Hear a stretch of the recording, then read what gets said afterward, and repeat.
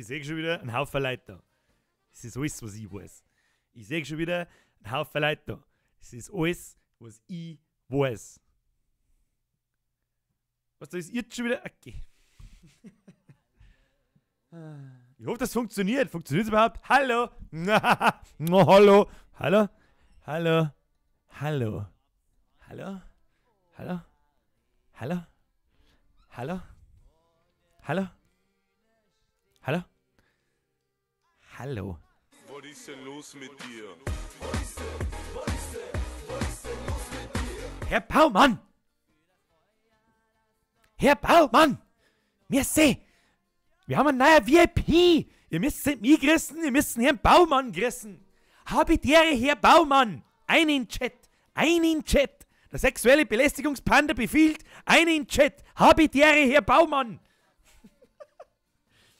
Meine sehr verehrten Damen und Herren, einen wunderschönen guten Tag. So, irgendwie bin ich mir nicht sicher, ob der Stream funktioniert. Funktioniert der Stream? Ich weiß es nicht. Was ist denn da schon wieder kaputt? Jetzt pass auf.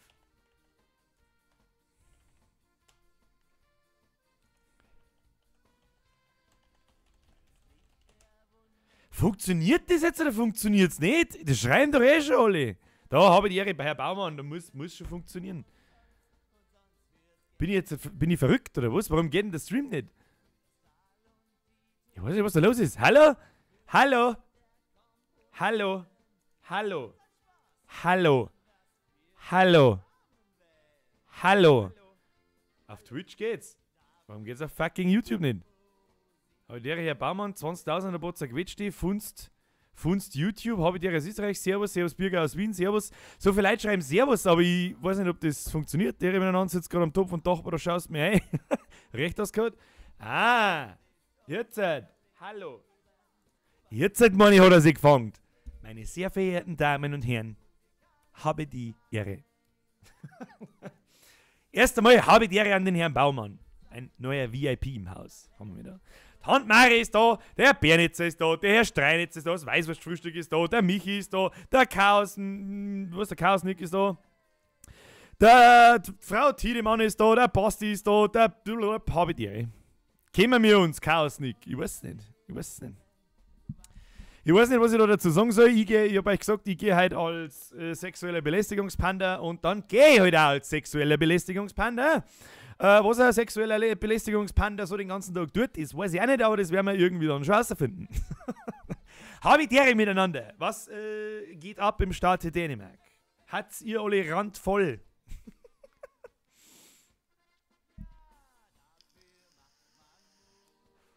Frau Wimmer, habe die Ehre. Hannes, habe die Ehre. Der Herr Hantet, habe die Ehre. Der Herr Zetbauer, habe die Ehre.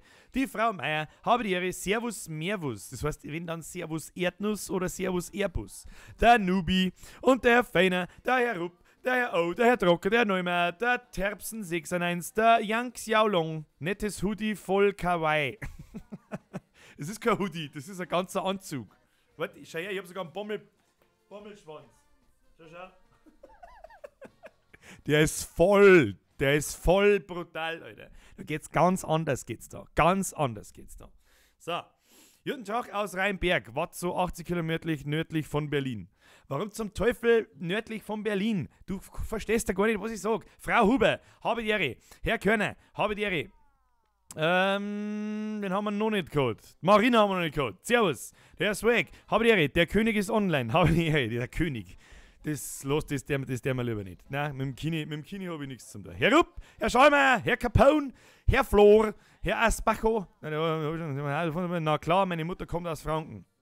Tja, das heißt immer noch nicht so hundertprozentig, dass du es verstehst, was ich sag. Spaß. Spaß muss sein. So, kennt irgendjemand einen sexuellen Belästigungspanda eigentlich nicht? Das habe ich mir eigentlich so im Nachhinein dann gefragt, vielleicht ist die Folge South Park zu alt. Hat jeder einen verdammten sexuellen Belästigungspanda? Kennt den jemand? Kennt den überhaupt jemand? Wahrscheinlich nicht, wieder mal. Weißt, habe ich wieder einen Witz ausgezogen, der 15 Jahre alt ist und keiner versteht. Wie geht's euch denn? Ah, der Herr Ziertbauer, bist du der Bürgermeister von Landau? Wer weiß das schon? Ah, ich hab Kreuzweh, das ist mal das Einzige, was ich weiß. Was sagt jetzt da ihr dazu? Moment, jetzt muss ich da mal, warte mal. Österreich ist das Geilste. True Nation, das ist korrekt, aber zuerst kommt Niederbayern. Und dann kommt lange mal gar nichts und dann kommt Österreich. So, meine sehr verehrten Damen und Herren, verzeiht mir was. Ich muss mir jetzt da erst einmal irgendwie anders hinsetzen und dann schauen wir weiter. So, was geht ab im Staat zu Dänemark? Servus, du alte Brunznudel. Brunznudel ist ein schönes Wort für ein Glache. Ein sauberer Glache, der aus der Hosen hängt. Ich kenne den Panda-Bären. Na, das ist eine Lüge, was? Ich habe übrigens festgestellt, der Panda-Bär hat eine Frisur schon hin. Ich weiß jetzt nicht ganz, was man diese Frisur da oben sagen soll. Ich bin mir nicht so sicher, aber es schaut irgendwie aus wie der Kamm von einem Gockel. Verstehst du mich? So schaut der traurige sexuelle Belästigungs-Panda-Bär. Und das ist der Cuteness Overload sexuelle Belästigungs-Panda-Bär. So, müssen wir so machen, damit man von mir so wenig wie möglich sagt, weil das Video bleibt ja für immer im Internet, das ist wirklich gut. Weißt du das eh. Falls mich jemand fragt, da fragt mich jemand, ob ich gestern fort war. Nein, ich war gestern nicht fort. Und da habe ich schon wieder gefragt, wo ich herkomme, aus Niederbayern. Da habe ich euch einmal ein Video gemacht, das heißt Standi Schmicker 1. Und das heißt dann eine Fragen und da beantworte ich das relativ ausführlich. Sonst muss ich nämlich 34 Mal erklären, wo ich wohne und wo ich herkomme und was weiß ich, was für ein Scheiß. Der Binner, fix schon wieder auf die 4 Seiten geschlafen. Warum denn? Sitzt der nicht auf? Der Nubi schreibt, wo kann man spenden? Da müsste irgendwo in der Beschreibung unten ein Link sein. Muss dazu. Der Chaos Nick, ich hab deinen Witz schon gelesen. Das ist legendär. Das ist ein guter Witz. Hab ich schon mitgekriegt. Hast du schon mal Schlitzbrunner gehört? Bedeutet Mädel. Schlitzbrunner, nein, ich kenn bloß Code-Kache. Das ist so. Danke, dass du mir geschrieben hast, dass du befragt zum Zocken gesehen hast. Ich hab mich schon gewundert. Stimmt. Das erste, was wir einführen. Mag sich von euch einmal irgendjemand mit der Frau, wo steht jetzt, Julia Gwalt, in Verbindung setzen und die einmal zum Zocken mitnehmen irgendwo? Das war super. Da werden wir doch mit Sicherheit irgendjemanden finden, der sich da mir gibt. Wir haben es alle miteinander geschafft, dass wir eine Frau zum Zocken gebracht haben und sie dafür interessiert jetzt. Jetzt habt ihr allesamt die Möglichkeit, der Frau Julia Gwalt zum Schreiben, hey, zock mal dies mit, zock mal dies mit, zock mal dies mit. Nach Möglichkeit irgendwelche kostenlosen Sachen, damit die gute Frau nicht arm ist. Oder wird. So. Was haben wir da? Sie fix, sie braucht das Kostüm. Was von dem Panda? Um ehrlich zu sein, ich weiß nicht, wo ich das her habe. Es gehört mehr der Frau als mir. Ich habe einen Totoro. Weiß jemand, was ein Totoro ist? Ist egal. Das ist nicht so wichtig. Wann war dein schlimmster Rausch? Alter, was weiß ich? Ich habe so viel Rausch gehabt, ich habe schon mehrere gespült, wie ich es gesoffen habe. Was soll ich denn das sagen dazu? Ja, servus, wie schaust denn du aus? Ja, ich habe gesagt, ich gehe als sexueller Belästigungspanda, dann gehe ich ja als sexueller Belästigungspanda. Verstehst du mich? Eine Freundin von meiner Schwester kennt die recht gut, sie war schon mal bei dir. Niklas Boos, eine Freundin von meiner Schwester. Wie heißt die? Oder wo war die bei mir? War die bei mir daheim? Das glaube ich nicht. Kennst du Dicht und Ergreifend oder Biber oder Monaco Franzen? Ich kenne alle drei, mag aber nicht mal die Hälfte davon. Wen ich jetzt mag und wen nicht mag, das müsst ihr euch selber ausdenken. Kruzifix, wenn der Bürger schon im Kostüm mag, weil wird das noch dann beim Saufen heute? Ja, sagst du, du musst halt einmal. Also ich frage mich, ob ich nicht vielleicht saufen soll. Haumdauer, warte, einen Haumdauer habe ich parat zur Stelle. Da hast du einen Haumdauer. Was ich jetzt kann. Du schreibst Haumdauer, ich habe einen Haumdauer da für dich. So. Die Julia Gwalt ist auch krank, die ist in jedem scheiß Stream von Anfang bis spät dabei. Herr Elias Eigner, ich sage aber deinen Namen auch jetzt mal am Anfang und am Ende, deswegen weiß ich jetzt auch nicht, was ich dazu sagen soll. Ach ja, Katharina schreibt, ein geiles Outfit, danke. Gehört aber mehr, muss ich auch so ehrlich sein, gehört mehr der Frau als mir. Und ich passe auch nicht ganz ein, deswegen ist es ein bisschen eng, deswegen kann ich mich nicht recht rühren, aber das ist ja wurscht. Herr Meier, na, Dicht und Ergreifend sind mit Sicherheit nicht die ich mag von den drei. Herr Baus, merci für die Abo. Kennst du Riedering? Na, kenn ich nicht. Ein Capdiver, was ist denn ein Capdiver? Achso. Ein Haumdauer. Das stimmt, wir kann einen Haumtaucher wieder groß machen und nennen man ab jetzt Cap Diver. Also gut, das ist gut. Ist es jetzt eigentlich schlimm, wenn man von einem sexuellen Belästigungspanda, was? Sexuell erregt ist? Ich glaube, ihr versteht da was falsch. Der sexuelle Belästigungspanda, der ist ja nicht da, dass er die sexuell belästigt, sondern dass er die aufklärt, was sexuelle Belästigung ist. Und ursprünglich stammt das, nämlich daher. Jetzt pass auf, müssen wir laut machen. Ja, warte, Monitor, okay. Und los geht's. Für alle, die nicht wissen, was der sexuelle Belästigungspanda ist, das ist der sexuelle Belästigungspanda. Den sexuellen Belästigungspanda.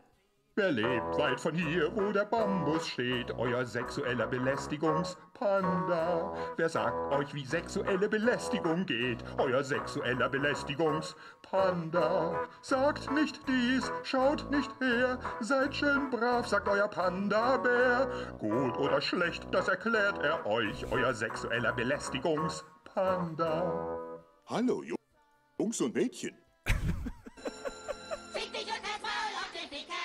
So, wer nicht erkannt hat, wo das her ist, da fällt es schon himmelweit. Ich möchte behaupten, dass aus den ersten 5 bis 10 Staffeln ganz furchtbar viel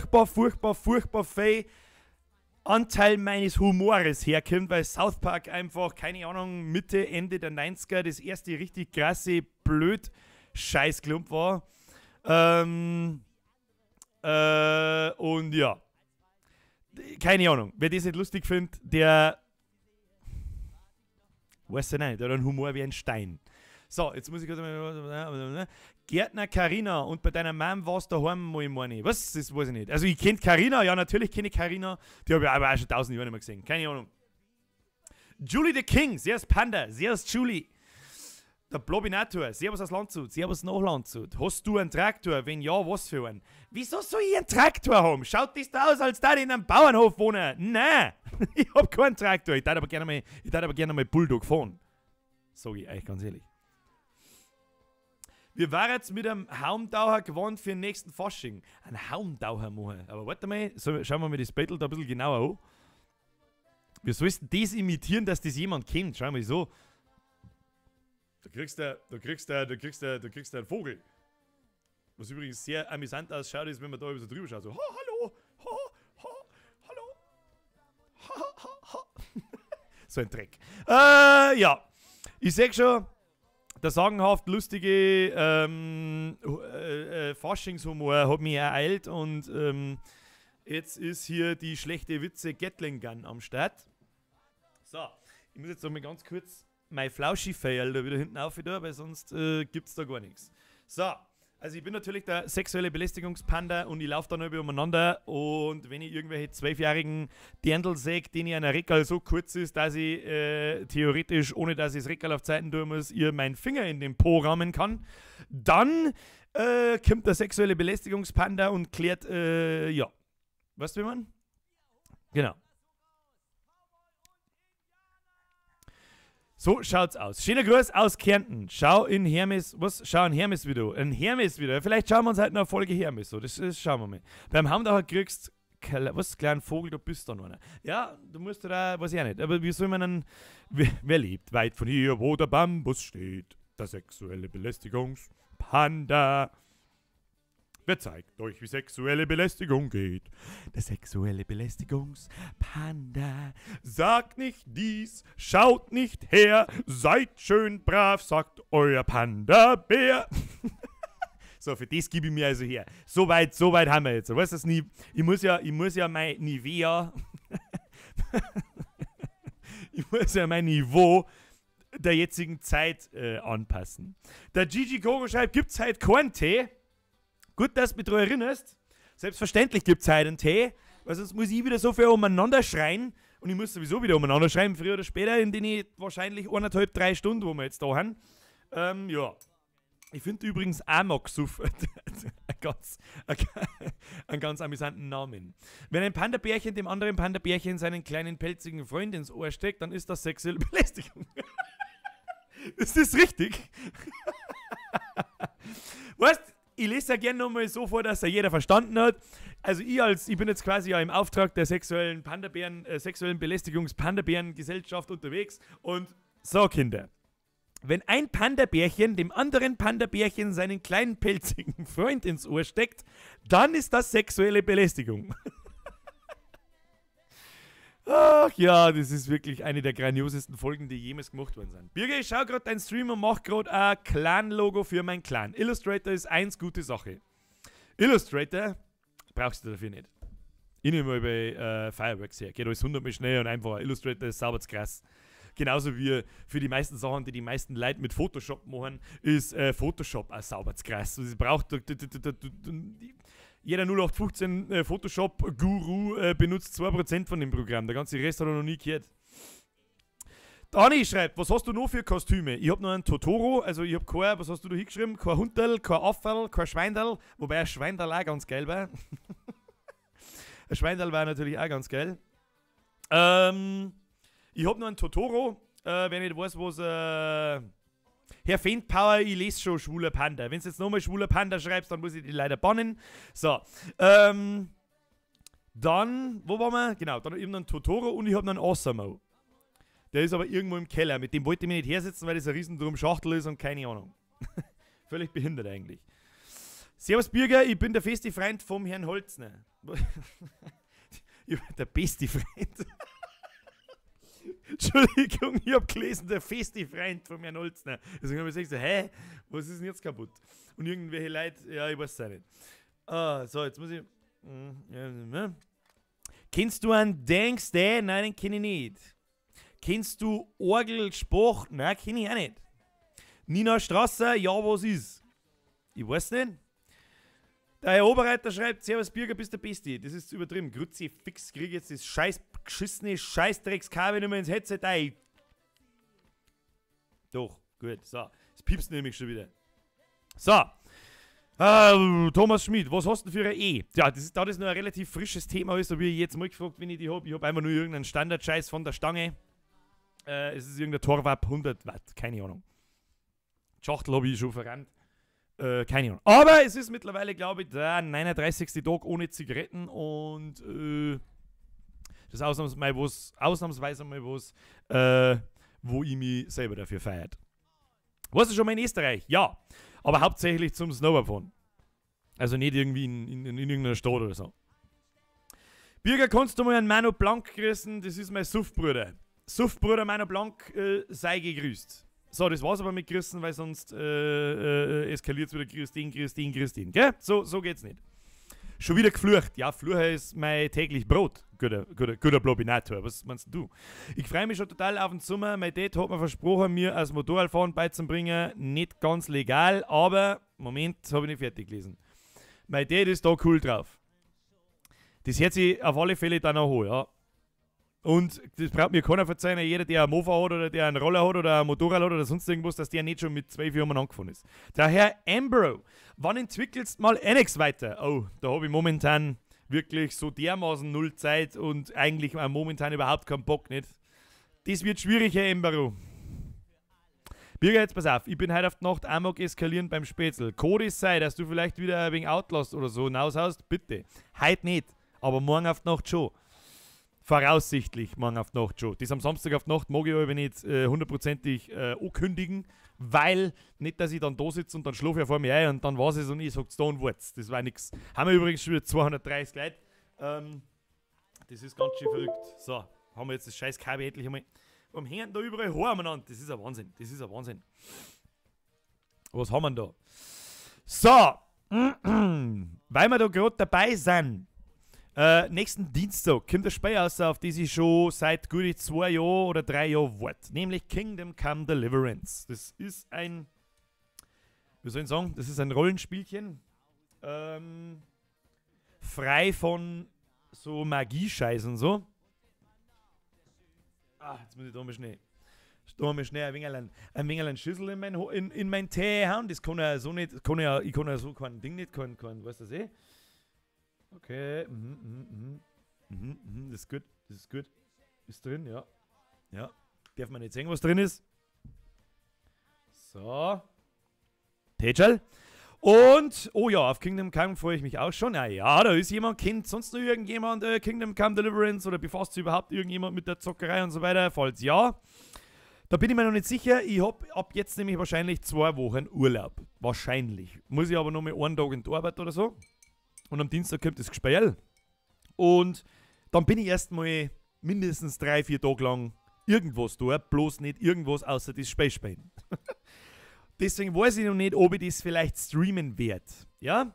Da ich meinen YouTube-Kanal aber nicht mit der Gaming-Kacke vollmüllen möchte, die meisten haben das schon einmal gehört, werde ich das wahrscheinlich ausnahmslos auf Twitch streamen. Das heißt, falls euch das interessiert, sucht's auf Twitch, für die Leute, die wissen, was Twitch ist, twitch.tv, sucht's nach Birger zockt, lasst ein Follow da und dann kriegt es mit. So. Jetzt mal eine Idee. Wir weisen mal mit einem How-To-Niveau für die ganzen, die nichts davon wissen. Wenn dann ein How-To-Niveau.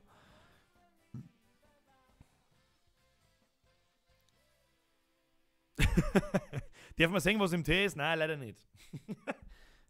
Ein Head. Ich mache gerade offensichtlich eine Werbung für Head. Ich sollte mal bei Head anrufen und sollte mal sagen, sponsert mich, ihr Schlampen. Geil, 72 Stunden Zockstream mit dem Birger. Na, das werde ich nicht aushalten. Da muss ich mir, wenn dann ein Handvoll Drogen einhauen. Dann vielleicht schon.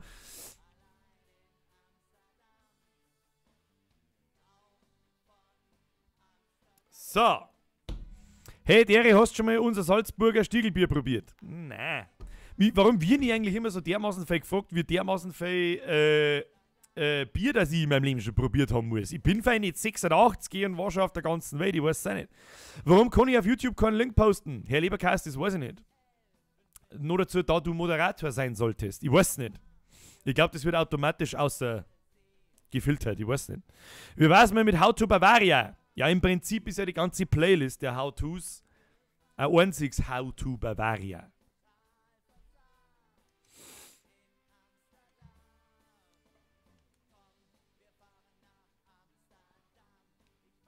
Mach mal wieder ein Vollbier-Squad. Heute wart mein Haufen Leute. Beppo, was meinst du mit einem Vollbier-Squad? Meinst du ein Raid oder meinst du die Biergerbomb? Ich glaube, ich bin kein Mod mehr, weil ein Cooldown habe ich auch. Was ein Cooldown? Was zum Teufel?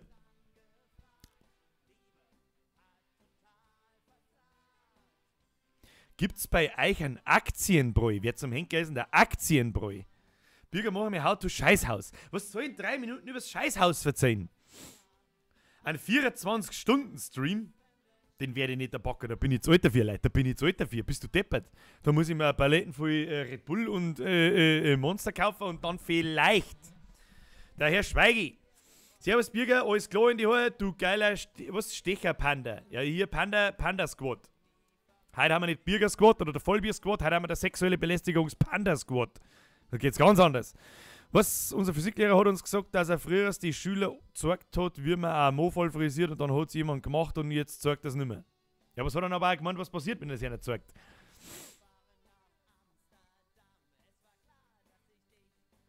Ach so. Schauen wir mal, vielleicht gibt es halt später noch eine Biergerbomb. Vielleicht gibt es die noch. Schauen wir mal. How to Schnitzel? Das ist wieder in Ordnung. Aber Schnitzel ist ja wirklich ein Österreicher, deswegen heißt es ja auch Wiener Schnitzel und so. Schnitzel, ich bin der beste Schnitzelmacher der ganzen Welt, mag ich behaupten. Bester Schnitzelmacher der ganzen Welt. Da muss ich mal schauen. Muss ich vielleicht mal in die Listen mit aufnehmen. How to Schweinsbraten steht da schon lange oben. How to Schnupftabak oder Schmeizler steht auch schon lange. Kennst du die 187 Straßenbande? Ja, ich glaube schon. Aber die mag ich nicht. Wie viel halbe hast du heute schon vernichtet? Das kann ich nicht öffentlich sagen. Mach wieder einen Outlast 2 Stream. Herr Midaner, den wird's morgen auf die Nacht wahrscheinlich ab 10 Uhr auf die Nacht, sowas wird's den auch geben. Vermutlich. Aber erst morgen, heute nicht. Kennst du das, wenn man Geschlechtsverkehr mit einer weiblichen Freundin haben will und ein anderer Kerl kommt dazu und kitzelt dich von hinten an den Eiern? Was? Warum? Und mit welchem Fleisch macht der Bürger das Schnitzel? Natürlich mit einem Kaiberl, mit einem Kalbsschnitzel, ne? Mit dem Kaiberl, das ist aber eh klar. Sonst darfst du es nämlich nicht Wiener Schnitzel nennen, verstehst mich? Warum zeigt's meine Donate nicht an? Was? Das kann ich nicht glauben.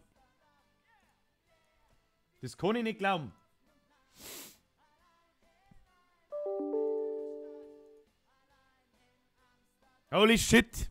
Ich weiß nicht, warum es nicht angezeigt worden ist, aber wo ist er? Vinci. Warum zeigt es mir nicht da nicht an? Ich weiß ehrlich gesagt nicht. Entweder habe ich es da gerade ausblendet gehabt und habe es nicht gespannt. Ich habe jetzt da mal einfach nochmal auf alles aktivieren gedrückt.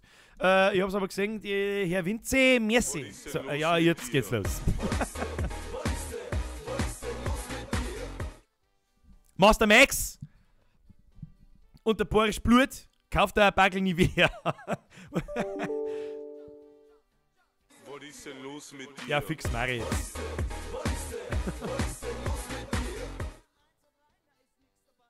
Von mir und vom Achmann, mir ist die Master Max, Mr. Achmann. Warum eigentlich Tee? Das kann ich dir ganz gut sagen. Weil ich da 3 Stunden lang umeinander schreibe wie ein Vollidiot und noch nicht schreie, ja, aber bald ist es wahrscheinlich soweit. Und da tut dieser Tee da drin der ganzen Sache ganz gut. Und wenn wir mir morgen auf die Nacht auch nochmal streamen wollen, dann muss ja ich auch schmatzen können. Verstehst mich? Außerdem, wir sagten, dass dieser Tee ist. Da mag schon ein Teebeutel drin hängen, ja. Was aber sonst noch drin ist, es bleibt unter uns. So. Wie schaut's mit Instagram aus? Das ist eine gute Frage. Es gibt ja auf Instagram einen Bürgerlex, der reserviert mir den Account. Und da habe ich geschrieben, ja, haben wir letztes Mal schon geschmatzt, dem habe ich geschrieben, hey, kann ich mal meinen Account haben? Mit einem anderen Account. Und dann hat er gesagt, du bist nicht der echte Bürger. Und ich stehe da und so, ja, wie, was, hä? Was denn? What? Wieso nicht? Und dann, ja, aber gut, er hat ja recht. Wie soll ich nie beweisen, dass ich nicht der echte Bürger bin? Deswegen, ich darf die ganze Zeit darauf warten, dass man derjenige mal per YouTube oder per Facebook schreibt und dass man sich das vielleicht ausmachen kann. Ich brauche halt die Zugangsdaten von dem Instagram-Account. Und ja, das ist ein bisschen schwierig. Ansonsten hätte ich vielleicht schon Instagram, was weiß ich. Kennst du Fichtach, Feder? Na, freilich kenne ich Feder, das ist aber eh klar. Das ist gar nicht so weit weg, oder? Vinci, merci für deinen Twitch-Follow. Ich habe halt auf die Nacht Schulball, soll ich mich volllaufen lassen? Im Schulball ist es vielleicht eher unvorteilhaft.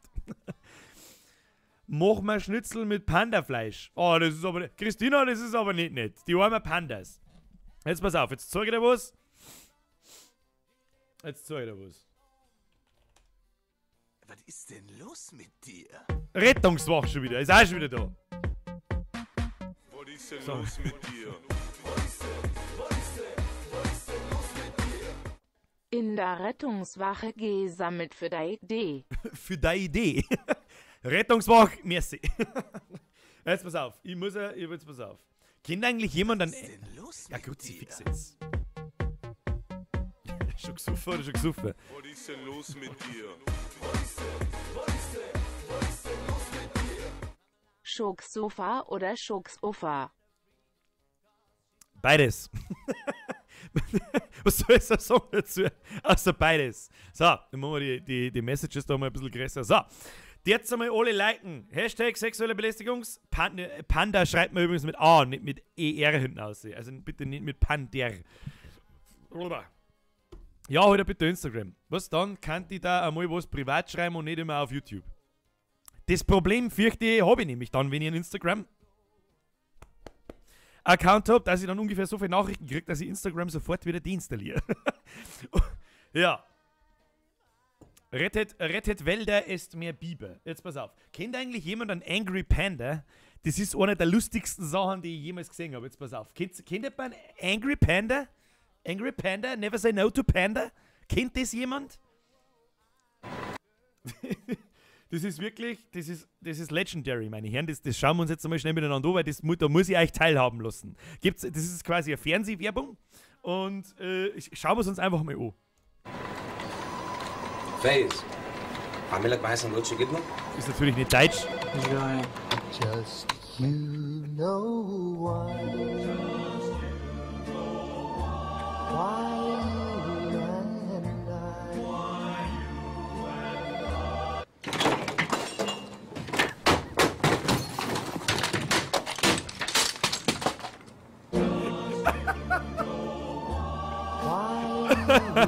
باندا ما يتقلهاش لا. Mate, Aleshla. صباح الخير يا Das ist استاذ so صفي. gut. يلا يلا عشان الفطور. Es ist einfach so gut, wenn der Angry Panda kommt. Der ist einfach, das ist wirklich unfassbar gut. Und da gibt es halt ein paar. Los mit dir. Was? Was ist denn los mit dir? Du bist da sexuelle Belästigungspanda und ich hab mal ein Pedobär-Kostüm gegönnt. Herr Marius Co., vielen herzlichen Dank. Das soll halt mal als Tag-Team gehen. Das heißt, du übst die sexuelle Belästigung und ich kläre die dann auf. Das war eigentlich die beste Combo ever. Ich muss ganz ehrlich sagen, das war die beste Combo ever. Ich brauche einen Pedobären als Wingman. Das war stark. So, weiter geht's mit dem Angry Panda. Da gibt es natürlich noch ein paar mehr Folgen. Die beste haben wir leider Gottes noch nicht gesehen. Die ist im Einkaufszentrum. Aber die findet man mit Sicherheit auch noch. Irrt's mir kauf. Bei so was. ايه رايك النهارده سندوتشات جبنه؟ لا والله ماليش نفس. Just you know why you and I will by and by.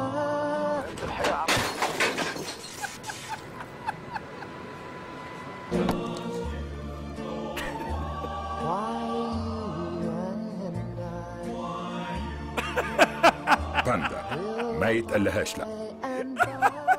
Das ist einfach so gut. Das ist so gut. الاوردر ما فيهوش جبنه. Just you know why Wenn die Musik anfängt, muss ich schon los.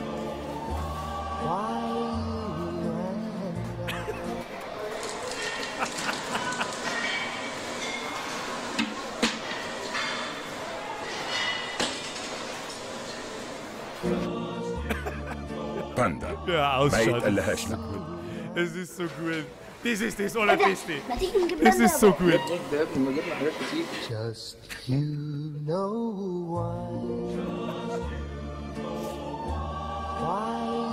you and I will by and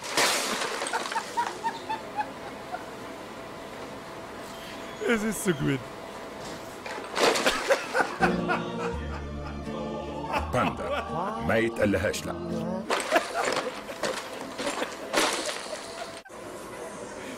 Was ist das jetzt wieder? مش هنجيب بنت يا بابا. just you know why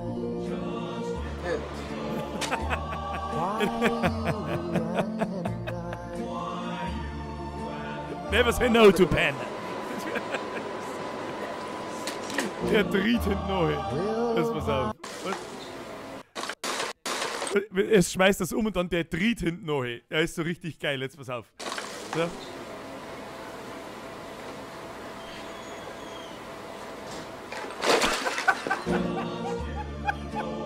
Panda. Oh, lecker. Never say no to Panda. Never say no to fucking Panda.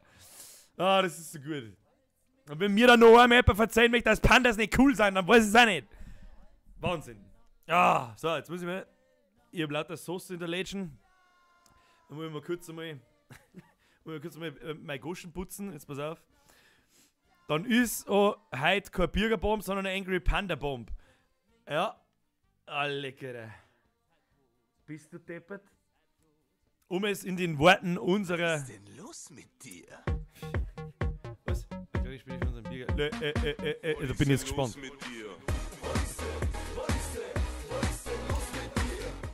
A-Clone-Spende für unseren BIRGRLEX. Herr Asbacco. Der Angry Panda. Der Angry Panda sagt mir. Was ist ein schwarzer. Hoppala, was ist ein schwarzer Flug 1000? Der Düsenneger. Darf man das sagen? Kriege ich einen YouTube-Strike, wenn ich irgendwas von, weiß das schon verzeiht. Und zu Bären, Hashtag Peterbär-Kostüm bin übrigens ich. Was schon mal im Tegernsee? Novrale. Grüße aus dem Frankenland. Grüße ins Frankenland. Tobias Pani. Locht einfach. Das ist meine Hauptaufgabe. Wenn die Leute lochen, bin ich glücklich. Markus, halt dein Maul. Wer kennt den nicht? Wer ist denn der Markus und wer hält sein Maul und was? Hä? Nina Strasser. Pandas sind cool. Da! Frau Strasser hat es erkannt. Wenn Pandas nicht cool sind, dann weiß ich es auch nicht. Tut mir leid. Da haben wir ja nur ein paar so Sachen. Jetzt passen wir auf. Panda. Panda. Oh. Schau mal, funny Panda. die haben so lang. Warte mal, was kommt jetzt?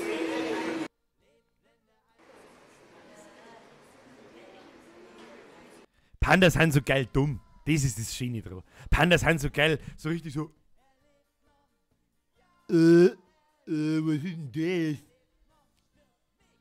So ungefähr. Alpaka-Kostüme, das ist einmal innovativer Shit, ja? Weißt du, was soll ich denn da sagen? Laufen alle dieselben mit dieselben Kostümen umeinander und mit demselben langweiligen Scheiß, den sie bei Amazon kaufen. Das ist ja langweilig, das ist ja langweilig. Bürger, schau mir auf Wikipedia-Seiten vom Angry Pirate. Die ist top, hätte sie fast wie der Angry Panda. Was? Kenn ich nicht. Du bist cool wie Panda, da hast du recht, Herr oder Frau Alex Walter. Ich weiß jetzt auch nicht, wie. Hey Nina, wo kommst du her? Oh, wird da schon wieder anbeindelt. Die Männer, die haben ja nicht blöd. Du kannst ja nicht bringen, dass du im Chat, was soll denn das? Faschingszug Pfarrkirche musst kommen. Da ist mein Pfarrkirche zu weit weg. Der Kung-Fu-Bürger, der Kung-Fu-Panda, stimmt, da gibt es auch noch einen. Du kannst als Panda, du kannst so viele verschiedene Pandas sein. Du kannst der Angry Panda sein, du kannst der sexuelle Belästigungspanda sein, du kannst der Kung-Fu-Panda sein. Pandas sind einfach cool. Da kannst du sagen, was du magst.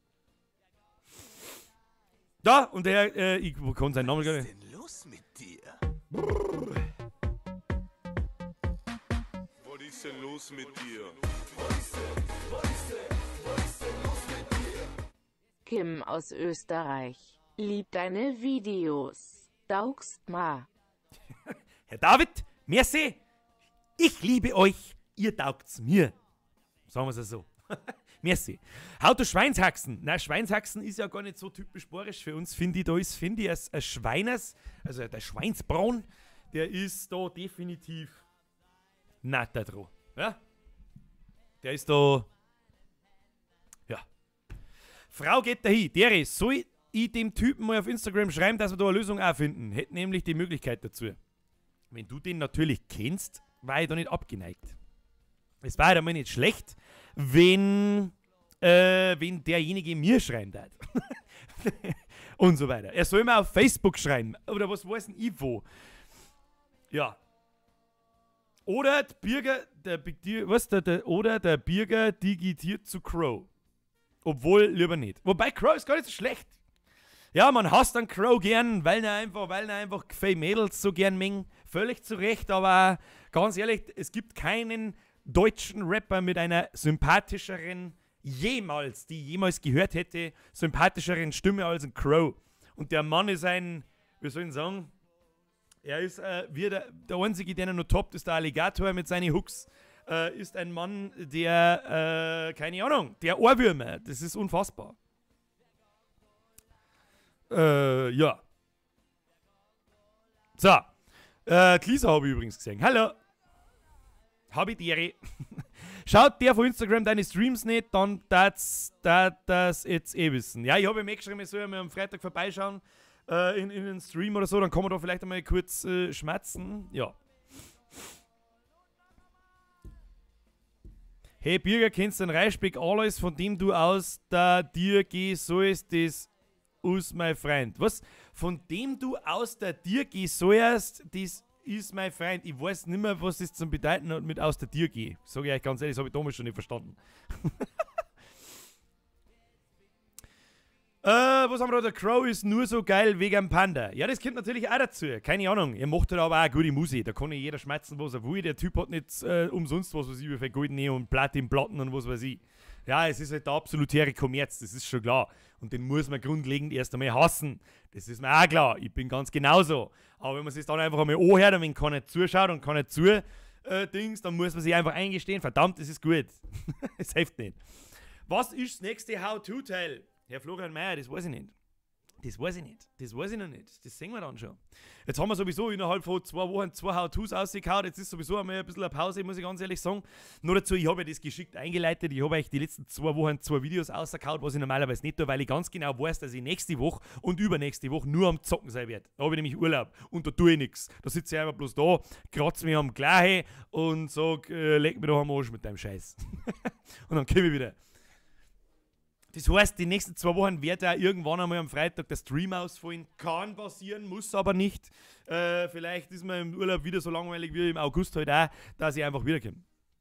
Natürlich werde ich einfach wiederkommen, was da denn sonst den ganzen Tag. Das Skill TV schreibt Mofa-Bue. Ja, das ist aber schon so lange her, dass es Wahnsinn ist. Schöner Gruß aus dem Ferienort Nummer 1 im Bayerischen Wald. Armener Kojum. Schöne Grüße noch im Bayerischen Wald, ne? Simon Unbekannt. Birger der Markus ist so ein Bub, der was bei uns in Massenhausen das Radler immer einen Bauwagen mitnimmt und kannst du mal die Susanne und den Burschenverein Messenhausen grüßen? Merci, bester Panda Dubazi. Also, Susanne und der Burschenverein Massenhausen. Grüß, ich bin der Bazi-Panda und das war schon so. Hallo. Keine Ahnung. Kann man Bockfotzen technisch noch was toppen oder ist der Apache das Maximum? Aus ist. Noch viel lernen du musst, junger Padawan. Das ist Semi-Play-Z. Der Bockfotzen Apache mit der Doppel-Bockfotzen Gatling Gun ist erst der Anfang. So, Birger, Alter, du bist Platz 15 bei Live-Trends. Was? Wo? Ernsthaft jetzt, oder was? Das habe ich noch gar nicht gewusst, aber wir haben ja jede Woche 250 Leute da. Also wird das ungefähr, werde ich wahrscheinlich jetzt jede Woche drin sein, oder? Oder ist das unter YouTube Gaming? Oder wo sagst du das? Ich habe da noch nie nachgeschaut, ich sag das ganz ehrlich. Die Frau Strasser fragt mich, wie heißt dein Lieblingslied? Mein allgemeines Lieblingslied oder vom Crow? Weil wir gerade bei Crow waren, keine Ahnung. Also so dermaßen befasst habe ich mich jetzt auch schon lange nicht mehr mit dem Herrn Crow. Und wenn, dann wisst ihr das jetzt auch nicht. Birger, schöner Gruß aus Kelheim. Herr Maxwell, schöne Grüß nach Kelheim aus fucking Landau. Ja, was gibt's heute auf die Nacht? Ja, was gibt's heute auf die Nacht? Ein Fotzenrausch und einen sexuellen Belästigungspanda. Ich habe auch ein Panda-Kostüm, Alter. Der Nähe war voll, ja, dann gehen wir alle miteinander als Panda-Squad. Ja? Hier. Wow, da heißt sogar jemand Little Panda. Panda Power. Woo! Pandas sind nämlich brutal. Pandas sind so geil dumm, aber gleichzeitig, Moment, ich muss meinen Bommelschwanz hier richten. Der steckt mir nämlich die ganze Zeit im Arsch drin. hört sie irgendwie suspekt. Der Bommelschwanz, der da im Arsch drin steckt. Gratuliere. Die 6 bei Trends live nach unten scrollen. Was soll ich da jetzt? Was ist? Da schau ich jetzt einfach mal schnell nach, weil es mich einfach interessiert. Wo haben wir da? Trends.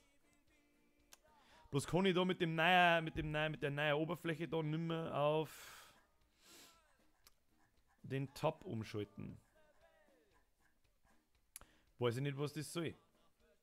Ist eh wurscht. Hauptsache, wir haben in den Live-Trends Platz 15. Merci für diese Information. Habe ich zum Beispiel nicht gewusst schon, ja? Schau bei Trends und dann bei Live. Ich schreibe irgendwie alle, aber bei mir gibt es da kein, also es gibt Trends natürlich, aber es gibt kein Live bei mir. Das ist einfach die unendliche Liste, was in die Trends ist. Und wenn dann Videos da 1,9 Millionen Aufrufe in 3 Tagen haben, dann weiß ich, wie weit entfernt man von wirklich, wirklich viel großen Reichweiten ist eigentlich. Keine Ahnung, ich find's nicht, egal. Fuck, jetzt brauche ich auch ein Panda-Kostüm. Ich frage mich, warum man nicht standardmäßig ein Panda-Kostüm daheim hat. Das frage ich mich. Ich habe echt gern dampft, aber das macht keinen Sinn mehr. Da mir das Ding nach 3 Wochen verreckt ist. Ich drehe jetzt wieder weiter, das ist ja wegen teurer, aber mein Gott, ich bestelle mir jetzt wieder eine. Der Oscar hat, der Teil ist schon kaputt, das glaube ich dir nicht. Keine Ahnung, das kann doch nicht sein. Dann, es gibt jetzt drauf, wo hast du dasselbe Teil gekauft wie ich, aber keine Ahnung. Also meine 2 funktionieren immer noch nach wie vor. Meine haben wir sogar schon 25 Mal abgefahren und sie funktionieren immer noch. Das tut mir außerordentlich leid, falls die, keine Ahnung, ich darf es zurückschicken. Wenn das nach 3 Wochen kaputt ist, darf ich es zurückschicken und sagen, schick mir Eis, ihr Penner. Jetzt bist du schon auf Platz 11. Der Funny TV schreibt Platz 11. Ich mag das jetzt auch sagen. Schickt mir jemand einen Link. Ja, ihr könnt keinen Link in den Chat reinschreiben, gell? Damn it. Jetzt pass auf, jetzt schreibe ich Live-Trends. Live-Trends? Trends live.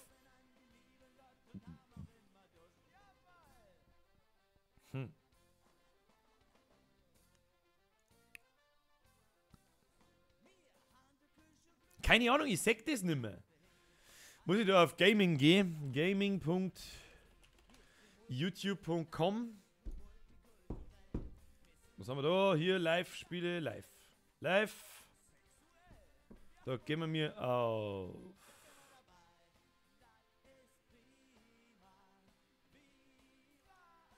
Live?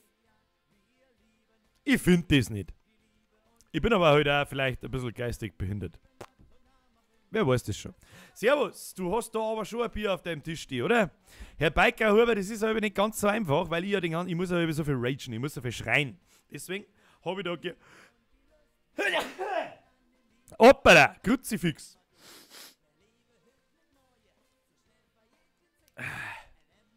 Meine sehr verehrten Damen und Herren, ja, ihr könnt es mir jetzt noch 400 Mal schreiben, erst auf Trends, dann auf Live, das weiß ich schon, aber ich habe da schon irgendwie eine neue YouTube-Oberfläche und da gibt es diese Punkte nicht mehr. Also es gibt den Punkt Trends, aber es gibt keinen Punkt Live.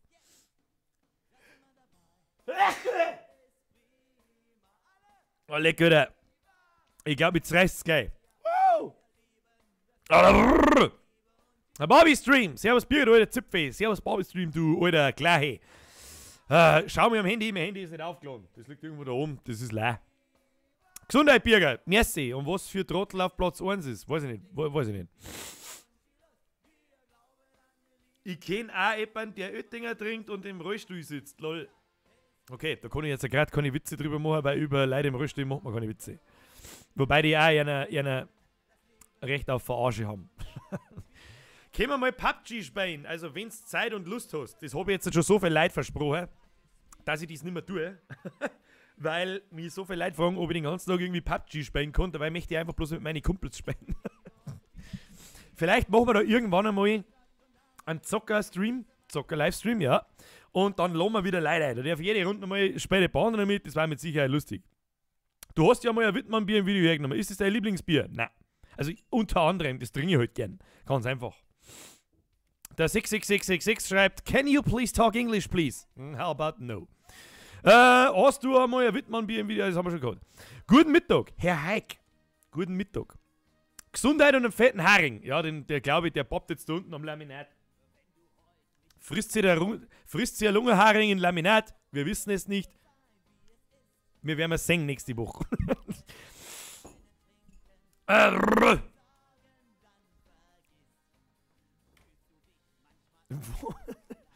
Why police? I'm not standing what you... What? Was reden die? Ich glaube, der 666, der ist bummvoll. Helft's mir mal. Why police? I'm not standing what you...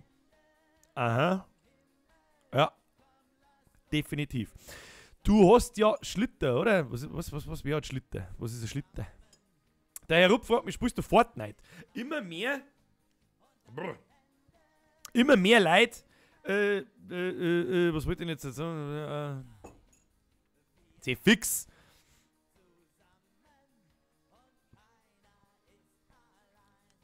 Ah ja.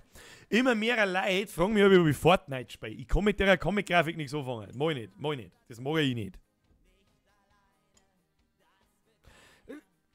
I am sorry I spilled it run. Little 6, it's Bavarian German. Das, tutto correcto. Ich finde sexuelle Belästigungskoala hört sich besser. Also der sexuelle Belästigungshänge irgendein Viech hinten, der ist ja ausbaubar. Aber das Original ist halt einfach der sexuelle Belästigungspanda. Ich zeig's euch auch gerne nochmal. Weil das ist halt nun mal so, wer einen sexuellen Belästigungspanda nicht kennt, der kennt ihn jetzt. Sexuellen Belästigungspanda. Wer lebt weit von hier, wo der Bambus steht, euer sexueller Belästigungspanda. Wer sagt euch, wie sexuelle Belästigung geht, euer sexueller Belästigungspanda. Sagt nicht dies, schaut nicht her, seid schön brav, sagt euer Panda-Bär. Gut oder schlecht, das erklärt er euch, euer sexueller Belästigungspanda. Hallo, Jungs und Mädchen. Tja. Und das ist der sexuelle Belästigungspanda und Koala. Aber ein sexuelle Belästigungskoala ist, glaube ich, auch okay. Der Halle fragt. Erst einmal habe ich die Halle. Servus Bürger, was hältst du von den Rocket Beans? Schaue ich leider Gottes schon länger nimmer. Ich finde irgendwie, das hat den Charme der ersten 4 Leute verloren. Weiß ich nicht, wie ich anders sagen soll. Nils, Etienne, vor allem der Nils. Keine Ahnung, der Nils ist so, wenn ich dem zuhöre, der macht's Maul auf und muss lachen. der Etienne, der Simon und der Budi. Ja, das sind für mich die Rocket Beans. Aber die anderen, da haben vielleicht noch ein, zwei dabei, denen kann ich länger wie 3 Minuten zuhören, aber dann ist der ganze Rest, es sind so viele Leute mittlerweile, dass ich da nichts mehr damit anfangen kann. Keine Ahnung. Weiß es auch nicht. So. Julian Rupp. Also spielst du Fortnite? Nein, spiel nicht. 7 umgegangen. Merci Panda Bazi, was haltest du von den Ausländern, die die bayerische Sprache verarschen und sie lustig machen, die wo in Bayern zu Gast sind, wie der Nadler, Thomas Marzer, Aurel und der Malaga Arijan. Was sind denn das für Leute? Ich kenne die Leute nicht. Ich mag mit denen leider nichts zum Tor und das sind ja lauter... Gibt's eigentlich schon was Nice vom T-Shirt? Der Andreas fragt, du meinst dieses How-To-Tour-T-Shirt? Leider nicht. Mir schreibt Spreadshirt-Shop einfach nicht zurück. Deswegen kann ich kein T-Shirt machen. Kein T-Shirt machen, wo ich hinten und vorne draufdrücken kann. Was? Der Schleifhoden Pferdeschanz ist das sächsisch, was du sprichst? Ja. 666 schreibt in. Ich bin mir nicht ganz sicher, ob der 666 nicht hackenvoll ist. Ich glaube schon. Pandas sind halt die besten Tiere, die es gibt. Das stimmt. Und Katzen. Und Hunde. Und Koalas. Und Nacktmulche. Wir waren mit einer Koala- und Panda-Kombo. Ja, und einen Pedobären nehmen wir auch noch mit. Und jemand hat mich gerade bemerkt, der Schlitter ist ein Bulldog. Woher soll ich nie das wissen? Ich bin noch nicht mehr Bulldog gefahren. Ich weiß es nicht. Der Tobias Pani fragt mich, du hast du fischen? Nein, leider Gottes nicht. Früher natürlich mit dem Bab relativ oft und so. Ja. Der Werner Play schreibt dann unbedingt heute Abend Pen and Paper bei Rocket Beans schauen, die siehst alle 4 in Action. Ja, ich weiß, Pen and Paper ist auch, finde ich, das schönste anzusehende Format, wenn sie 4 drin sind. Ich finde das allererste war das allerbeste, das hab ich wirklich weginhaliert beim Anschauen, das war ganz cool. Der wird jetzt glaube ich da geheißen, mit den heulenden Zombie-Typen da. Ich weiß nicht mehr, aber das war ganz geil. Stimmt, ein Axolotl haben wir noch. Das habe ich mit einem Nacktmulch eigentlich gemeint. Eigentlich wollte ich sagen ein Axolotl, bloß war ich ziemlich sicher, dass kein Mensch weiß, was ein Axolotl ist. Da haben wir, da ich ja jeden Tag aber eine gute Tat vollbringen muss, lernen wir jetzt alle miteinander was und schauen wir mal, wer, ja genau, Tiersatz geheißen, stimmt, und lernen wir heute was. Und zwar, was? Ich bin jetzt quasi der sexuelle Aufklärungspanda. Was ist ein Axolotl? So, meine sehr verehrten Damen und Herren, Axolotl. Das glaube ich sind doch die Viecher, die ultra eklig sind. Jetzt pass auf. Ich zeige euch ein Axolotl. Moment. Das geht nicht, das ist ein Axolotl, ist dieser Axolotl. So, schauen wir mal. So. Seht ihr das? Ja. Ihr seht das. Das ist ein Axolotl. Damit kann ich das Kapitel wieder abschließen und sagen, heute haben wir was gelernt. Das ist auch... Er ist so freundlich, der Axolotl. Schau, er grinst richtig, der Axolotl. Axolotl? Weißt du, was wir mit dir tun? Jetzt pass auf, Wacht. Jetzt pass auf, was ist so mit dem Axolotl, den bauen wir mir ein. Ein Axolotl, den braucht man. Ich hätte gerne ein Faschingskostüm. Und wenn die jemand fragt, als was gehst du, dann kannst du sagen, als Axolotl. Axolotl. So, jetzt pass auf, jetzt pass auf. Minus 80, jawohl. Axolotl. Damit haben wir nämlich schon zweimal was gelernt beim Bürger. Passt auf. No, na. Das speichert man. Und die Bilder. Axolotl. Axolotl. Ich glaube, ich habe mich vertippt. Meine Kuh hat gerade geheibert. Jetzt haben wir es Bürger genannt. Also wenn deine Kuh wirklich geheibert hat und dir nennst die Kuh Bürger, dann komm ich vorbei. Und schauen wir das so. Und dann nimm ich es mit heim. Und adoptier's. Und dann ist es. Hat er nicht gesagt. So, Axolotl. Pass auf, wir müssen einen Axolotl noch einbauen. Der Axolotl, wir haben den nicht zum Spaß da reingespeichert. So, hier Axolotl, Axolotl, Axolotl. So, hier haben wir einen freundlichen Axolotl. So, was ist das Faschingskostüm für 2018? Ja, natürlich der sexuelle Belästigungspanda. Was meinst ihr? Blobfisch sind die geilsten, die schauen aus wie Märklin. Na, über politischen Scheiß unterhalten wir uns nicht. Die ganze Welt ist voll mit dieser Scheiße, ich kann es nicht mehr hören. Und Mimimi da und Mimimi da und ihnen tut es sowieso nichts, weil es scheißegal ist. Interessiert uns nicht. Andreas Bernetzer, Alter, schreib mal auf WhatsApp, bist geilzifix 0152, bist du sicher, dass es eine gute Idee war, der Handynummer da einer zum Schreien? 66 ist ein kleiner Troll, ha? Ich bin mir nicht sicher, ich glaube auch. Die Axolotl sind voll lieb. Ja, schau dir doch mal einen Axolotl an, da. Gib dir mal den. Was? Hallo? Der Axolotl. Wie schon wie ihre Lucht. Ich glaube, das sind doch die, sollte man da vielleicht einmal auf Wikipedia nachforschen. Ich glaube, das sind die einen die Gliedmaßen nachwachsen lassen können. Ne? Naja. Der Midonner, Frage, wann kommt der Outlast-Stream morgen? Also, wenn er kommt, ich bin mir relativ sicher, dass er kommt. Aber es kann ja immer noch sei, dass ich einschlafe. Oder was weiß ich, was da muss. Oh, fix Mari.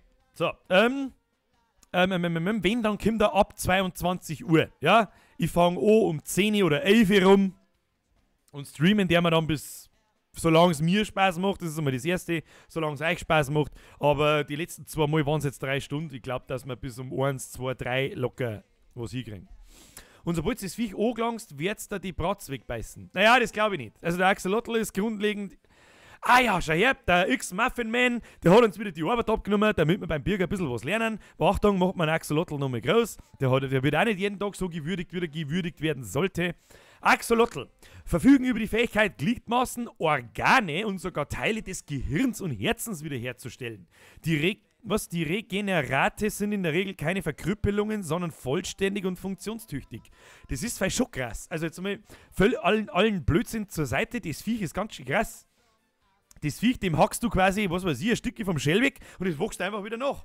Stell dir mal vor, das kann man mir. Da hätte ich mir sofort einen zweiten Pimmel wachsen lassen. Was? Hat er nicht gesagt. So, Andreas, was sagt Eicher ist geil, schreib mir an. Ah ja, sexuelle Belästigungspinguine. Pinguine sind auch geil, du hast recht ein wenig, ja. Musst halt ins Allgäu nach Kiesleck kommen, google mal, wo das ist. Gottes Willen. Allgäu nach Kiesleck, schreibt man das also, Kiesleck. Das kann ich mir jetzt nicht vorstellen, dass man das Kiesleck schreibt. Kiesleck, aber finde ich bloß einen Bahnhof. Kieslecker Bahnhof. Um Himmels Willen, wenn das da ist, was zum Teufel, oh Gott. Oh ja, das ist weit weg. Das, ja, Allgäu halt. Oh, das ist weit weg. Das ist fucking weit weg. Wo haben wir denn? Da haben wir das da brauchen wir nicht, das brauchen wir auch nicht. Ich muss jetzt da mit den ganzen Scheiß zu, den brauchen wir auch nicht, den brauchen wir auch nicht. So. Meine Damen und Herren, wie geht's euch? Überhaupt. Hat euch das heute schon jemand gefragt? Wenn euch noch keiner gefragt hat, wie es euch geht, dann bin ich das. Deri Birger, schöne Grüße aus Vilshofen. Vilshof, was weiß ich nie, wie es ist, aber ich zwei eigene Städte. Schöne Grüße aus Landau. Herr Steiner. Hast du mal ein Moped gehabt? Ja, also was heißt ein Moped? Das war ein Mofa, das war ein scheiß Herkules 25er, mit dem ist umeinander geguckt worden. Spielst du einen Landwirtschaftssimulator 16? Nein. Wenn dann ein 17er, aber den habe ich mir bis heute noch nicht gekauft, weil ich immer noch nicht, weiß ich nicht, weiß das schon, weil ich immer noch nicht davon überzeugt bin, dass mich das länger wie eine Viertelstunde belustigt. Borischer Pur, ja, hätte ich auch nicht. Weiß jetzt nicht, was da damit gemacht ist, aber ist egal. Sexuelle Belästigungslibellen. Naja, Libellen haben jetzt halt eher nicht so die wirklich amüsanten, putzigen, lieben Viecher. Da die sagen.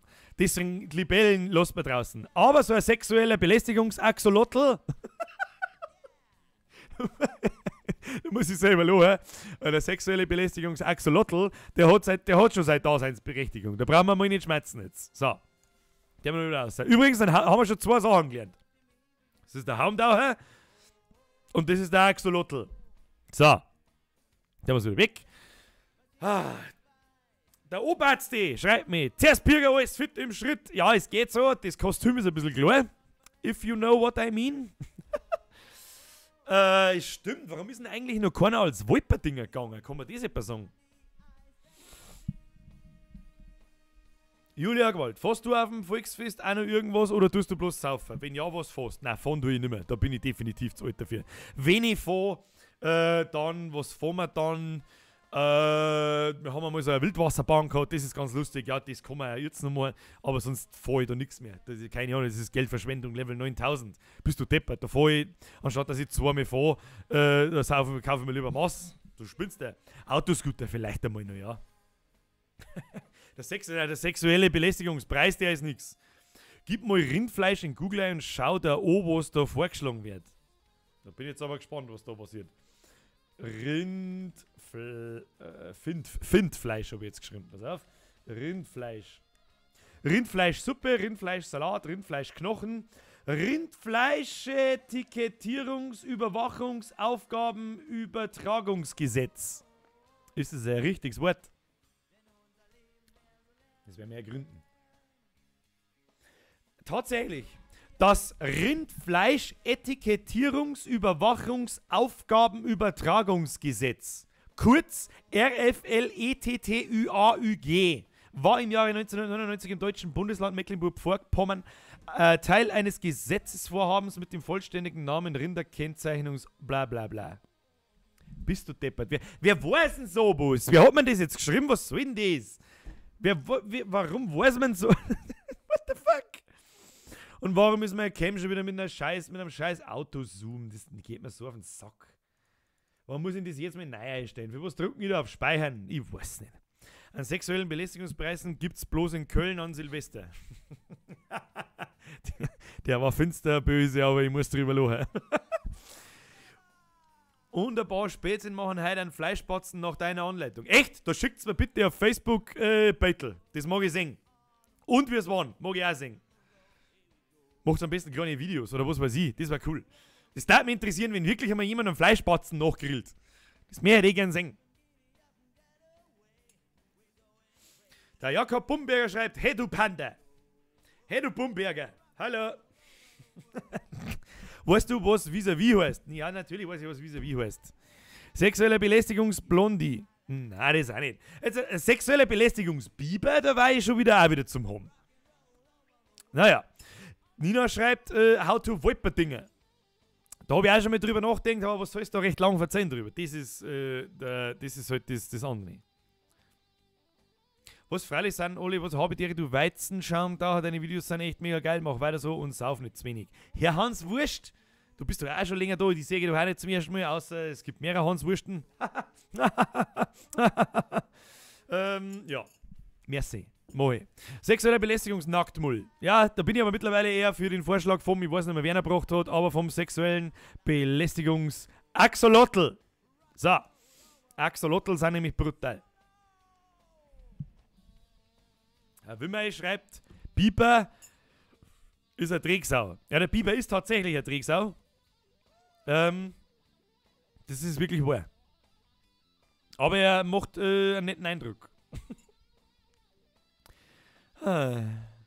Du Birger, ich habe eine YouTube-Kacke von deinem Oktoberfest Curry King Video gemacht. Da hat mich, was? Da hat mich saug freuen, wenn du das einmal anschaust. Jetzt bin ich aber gespannt. Werden jetzt meine Videos schon Oktober, nach was muss ich denn suchen, Herr Schweiger? Du Birger, ich habe eine YouTube-Kacke. Ich gebe jetzt einfach mehr YouTube-Kacke und Birger und schau, was passiert. Da kommt ein guter Burger, YouTube-Kacke, Cola Glühbirne. Ich weiß zwar nicht. Ah ja, da, jetzt pass auf. Es dauert 8 Minuten. muss ich mir machen. Das lässt mir durch. Aber Herr Schweiger, da hast du mich in den ersten Sekunden schon erwischt, wo ich sage, okay, das können wir uns, glaube ich, einmal anschauen. Ich glaube, wir schauen uns nicht ganz 8 Minuten an, aber schauen wir mal rein, was er gemacht hat. Jetzt pass auf. Muss ich da schon lachen. Ist nicht von mir.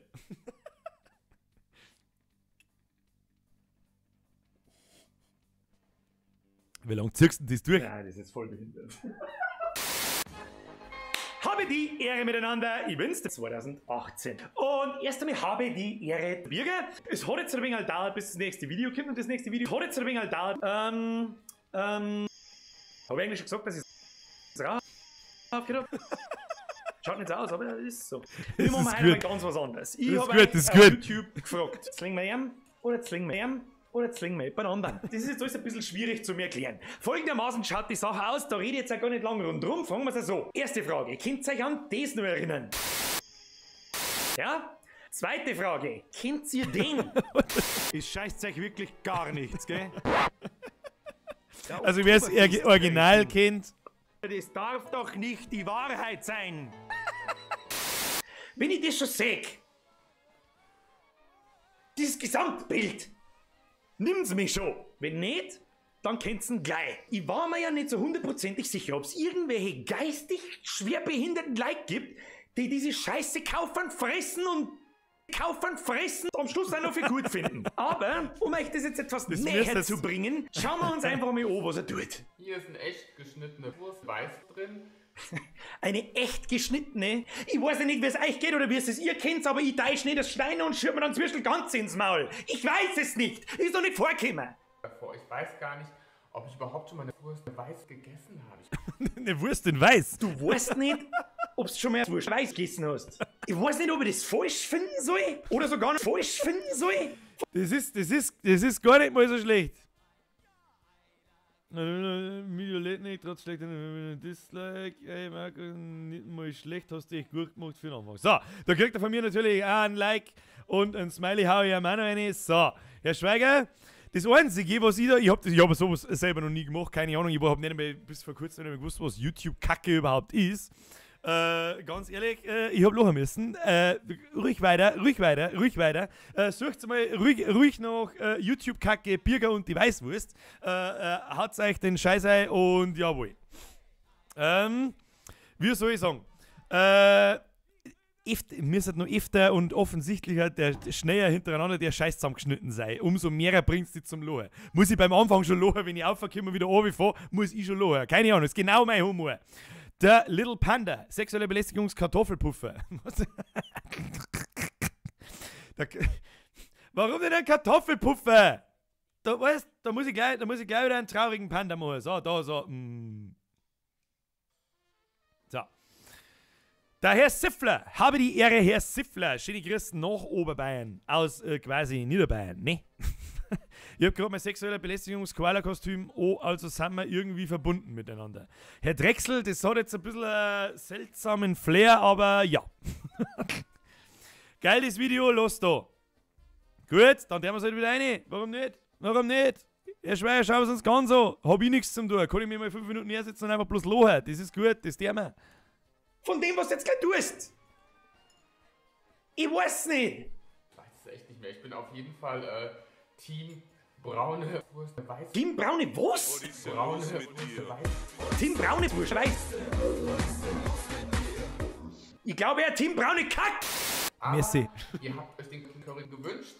Ihr habt euch den King Curry gewünscht. Welcher geistig umnachtete Vollidiot wünscht sich einen Oktoberfest King Curry? Da muss ich fast nochmal hinten nachschauen, welcher Vollspast das in Kommentare eingeschrieben hat bei ihm. Fuck, jetzt habe ich gerade was gesehen. Warum nennt mich der Birger immer Barbie? Ja, weil ich zu blöd zum Lesen bin. Was musst du aber auch mit klar groß schreiben, damit man es auch nicht gescheit lesen kann? Barbie-Stream! Das tut mir natürlich leid, ich habe immer Barbie gesagt und nicht Barbie. Das tut mir leid an dieser Stelle. Entschuldigung, er heißt Barbie, nicht Barbie. Servus Birger, ich glaube, der Kostüm ist leider kein Panda, sondern ein Schaf. Sorry. Nein, das ist kein Schaf. Das ist doch kein Schaf, ich Schaf und Schwarze. Okay, jetzt hör halt auf. Der ist gleich als nächstes dran. Den Wunsch konnte ich abschlagen. Warum? Vielleicht schmeckt Bei ihm, der ist gleich als nächstes dran. Du musst schauen. Guck mal. Warum? Warum? Stark gemacht, gut gemacht. Nein! Tut es! Und wenn nicht, dann... Was super lustig ist, aber wenn es nur so im Detail liest. So ein Blödsinn. Guck mal. Petersilie ist hier drin. Ist das nicht lustig? Das ist gut. Ist gut. Gibst du mir beide Daumen hoch.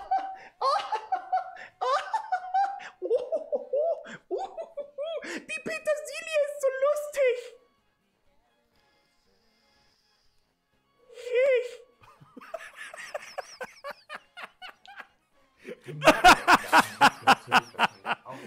Nein, die Nährwertangaben sind interessant, Ja, weil die wirklich Scheiße gut keiner gemacht. frisst.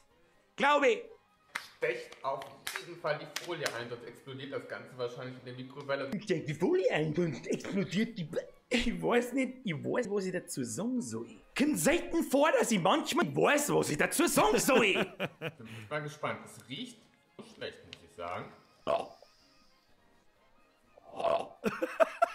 Hoppala. Nichts passiert. Das ist...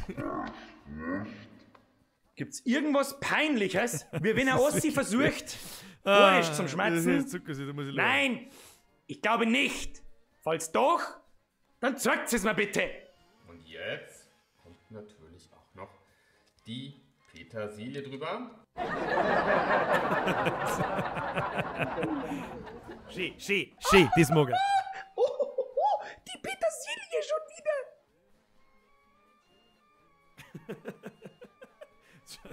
Und da ist sie, die gute Maika von Weißwurst. Juhu. Die gute Maika von Weißwurst. Haut's der Kockerl aus der Jogginghosen raus. Unfassbar. Fassbare Gackerl aus der Jogginghose, das ist wirklich gut. Er hat ein bisschen großen Respekt. Ein bisschen großen Respekt. Oder? Du bist doch aus der Lebenshilfe ausgebrochen, das gibt's anders. Das gibt's anders. Das ist für mich tatsächlich eine kleine Mutprobe. Mutprobe? Die eigentliche Mutprobe ist darin bestanden, dass du das Ding überhaupt kaufst, in der Hoffnung, dass der Kassiererin nicht ins Gesicht scheißt, du Herr Schweigi, okay, gut gemacht.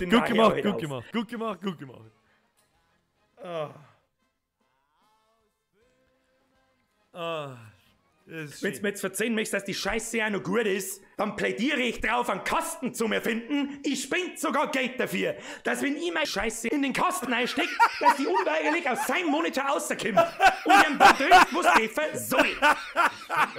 Oh, leck, Herr Schweigi, da gibt's zu mir, ohne Scheiß. Da kann ich nur groß machen, kann nur so machen. Der war wirklich ohne Scheiß, der war saugut. Den muss ich nur mal hören, weil er wirklich ganz stark war. Ganz stark. Achtung, da bin ich zum Erfinden, ich spende sogar Geld dafür, dass wenn ich meine Scheiße in den Kasten einstecke, dass die unweigerlich aus seinem Monitor rauskommt. Und ihm da trifft, wo's treffen soll. Der ist besser für mein Witz. Das zählt nicht. Guck mal. Ich esse schon die 4. Wurst mit euch zusammen. Das Einzige, was ich da bedenklich finde, ist, dass er das 4. Stück Wurst frisst und noch nicht tot umgefallen ist. Fragwürdig. Und ich finde, es schmeckt sogar sehr gut. Ich bin jetzt der Weißwurst-Experte, wisst ihr ja auch, aber... Ganz ehrlich, ja, das hätte man jetzt ein Depp auch sagen können.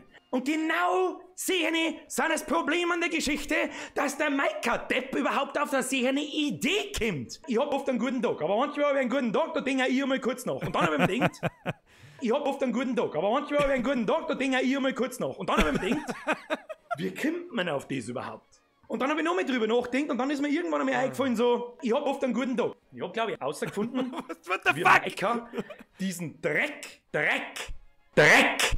auf die billigste Art und Weise produziert. Die müssen, glaube ich, noch nicht einmal viel dafür tun. Außer anstatt eine geschissene Currywurst in einer Maschine zum Stecker, eine geschissene Currywurst, wenn man das so nennen kann, eine zum Stecker und dann passiert Folgendes. Jetzt pass auf, dieser ganze scheiß Oktoberfest Curry King besteht ja aus ganz wenigen einfachen Dingen.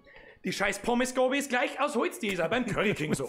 Dann gibt's anstatt der Backerl Currypulver, gibt's ein Backerl Petersilpulver. Okay. Nicht viel zum Ändern. Stecke ich halt anstatt in meine Currypulvermaschine, stecke ich halt ein Currypulver. Ole, ole. Hätten wir schon das erste. Dann, so anstatt der Currysauce, wirf ich einfach, weiß ich nicht, 2, 3 Eimer Currysauce da um eine. Und, das Allerschlimmste natürlich, anstatt der Currywurst in diese Schneidemaschine, wirf ich halt eine Currywurst. Geil. Das ist übrigens wahrscheinlich auch der Grund, warum die draufschreiben in Currysauce, weil sie sogar noch zu faul sind, dass die Currysauce aber deren. Ja, Kruzifix, geht's nur eigentlich noch beschissener? Mir fällt nichts mehr ein dazu. Ich weiß, wer dümmer ist. Der Maika-Depp, der andere, der es probiert, oder die... Moment, ich muss schnell vorlesen. Habe ich Ihre Bürger, ich brich ab, ist das geil. Hellfire, merci. Keine Ahnung, ich muss selber, ich kann schon gar nicht mehr gescheit schmerzen vor lauter Lachen, weil es so gut gemacht ist. Es hat Die Leute, die sich das da anschauen, oder die sich das anschauen, oder die, ich weiß doch auch nicht. Ich weiß doch auch nicht. Ich weiß nicht, wo das, ich weiß nicht, wo das, ich weiß doch auch nicht. Ich weiß doch auch nicht. Ich weiß nicht, wo das, ich weiß nicht, wo dieser Scheiß, ich weiß nicht. Ich weiß nicht mehr, was ich dazu sagen soll. Ganz einfach, ganz ehrlich, ich wiederhole mich nur ungern, aber ich wiederhole mich. Wer die Scheiße kauft, der kauft, die Scheiße frisst, die Scheiße und im allerschlimmsten Fall noch sagt, oh, das ist gar nicht mal, das ist gar nicht mal so unlecker. Gott, halt dein Maul, ich kann schon wieder, da kann das, und ich weiß auch nicht, was ich dazu sagen soll. Der kann sofort auf Abonnieren klicken. Für alle anderen, die können auf Deabonnieren klicken. Ha! Im Grunde war es das auch schon. Ich wollte euch nur in Kenntnis darüber setzen, was für ein unterbelichteter Haufen, Idiotenhaufen da draußen umeinander rennt. Macht's es gut, wir sehen uns im nächsten Video. Habe die Ehre. Ehre. Unfassbar!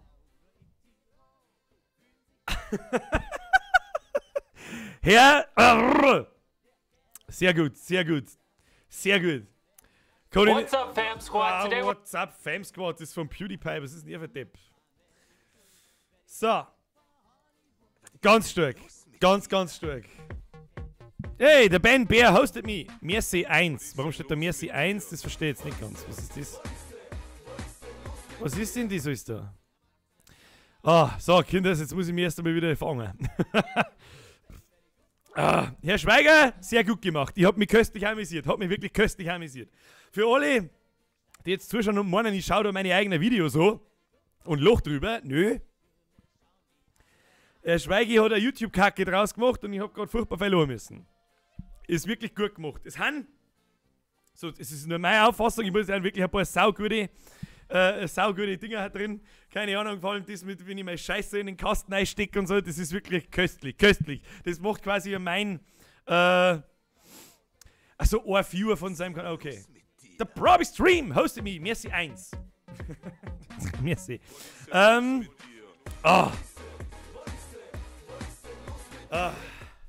Köstlich haben wir. Schaut mal vorbei in seinem Kanal, heißt Schweiger mit 2 A hinten und das Video heißt YouTube-Kacke, Birger und die Weißwurst. Könnt ihr euch anschauen, ist gut, ist wirklich gut, ist gut gemacht. Gut gemacht. Damit's noch beim nächsten Haus, das muss noch ein bisschen schneller, der Blödsinn muss noch schneller hintereinander, da schneidest lieber die normaler Schmerz, schneidest lieber aus. Keine Ahnung. Das ist gut. Das ist gut. Da muss ich richtig kreislig schnaufen vor lauter Lachen, weil das mit dem Scheiße in den Kasten einstecken und ihm dann ins Gesicht hauen, ist einfach noch lustiger wie meine Faust. Da muss ich ganz ehrlich sagen, das hat meinen Witz wieder kaputt gemacht. Lisa schreibt, was ein geiles Multiplayer-Coop-Game, aber nicht so Standard-Zeugs wie PUBG, LOL, Counter-Strike, ja, WoW. Was, da fragst du uns, Liesel? Das ist der, aber wenn ich nicht weiß, der Basti ist später, der später noch mehr wie ich. Jetzt der mit Füße weh, weil ich die ganze Zeit auf meinem Fuß hocke. Grüezi, Füchsatz ist deppert. Sehr gut, sehr gut gemacht, Herr Schweiger. Das gefällt mir wirklich ganz gut. Und irgendjemand hat vorher geschrieben, das habe ich mir ehrlich gesagt auch kurz den gut, dass jemand geschrieben hat, weil sonst hört sie sich ein bisschen, weiß ich nicht, mit erhobener Nase an, wir sollen sagen. Man hat es dann geschafft, wenn man in seine eigenen Videos verarscht wird. Das Life Goal reached, check. So, haben wir nicht mehr recht viele Life Goals und dann kann ich auch wieder aufhören irgendwann einmal. Wahnsinn.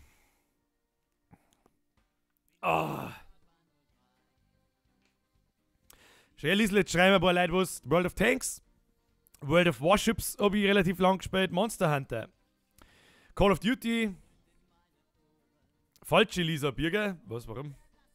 Wer ist denn dann Drajin Sama? Du bist doch Drajin Sama, oder nicht? Falsche Lisa, verdammt. Dammit. Ja, ich bin auch bloß ein sexueller Belästigungspanda, ich komme ja auch mal deischen. Keine Ahnung, wenn irgendjemand das amüsiert mich tatsächlich ziemlich stark, muss ich sagen.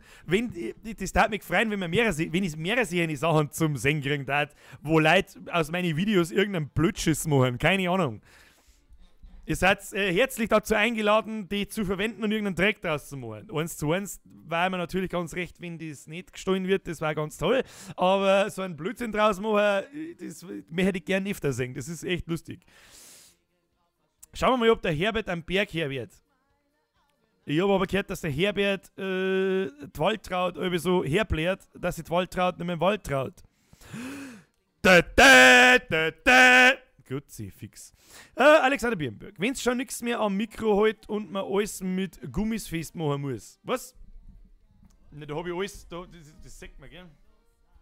Also das hält natürlich schon auch ohne Gummis, aber das ist ja sicher ein billiger Scheißhaus-Mikrofonhalter, weil für mehr gelangt es nicht, dass ich da mit Gummis quasi das Mikrofonkabel fixiert habe. Verstehst?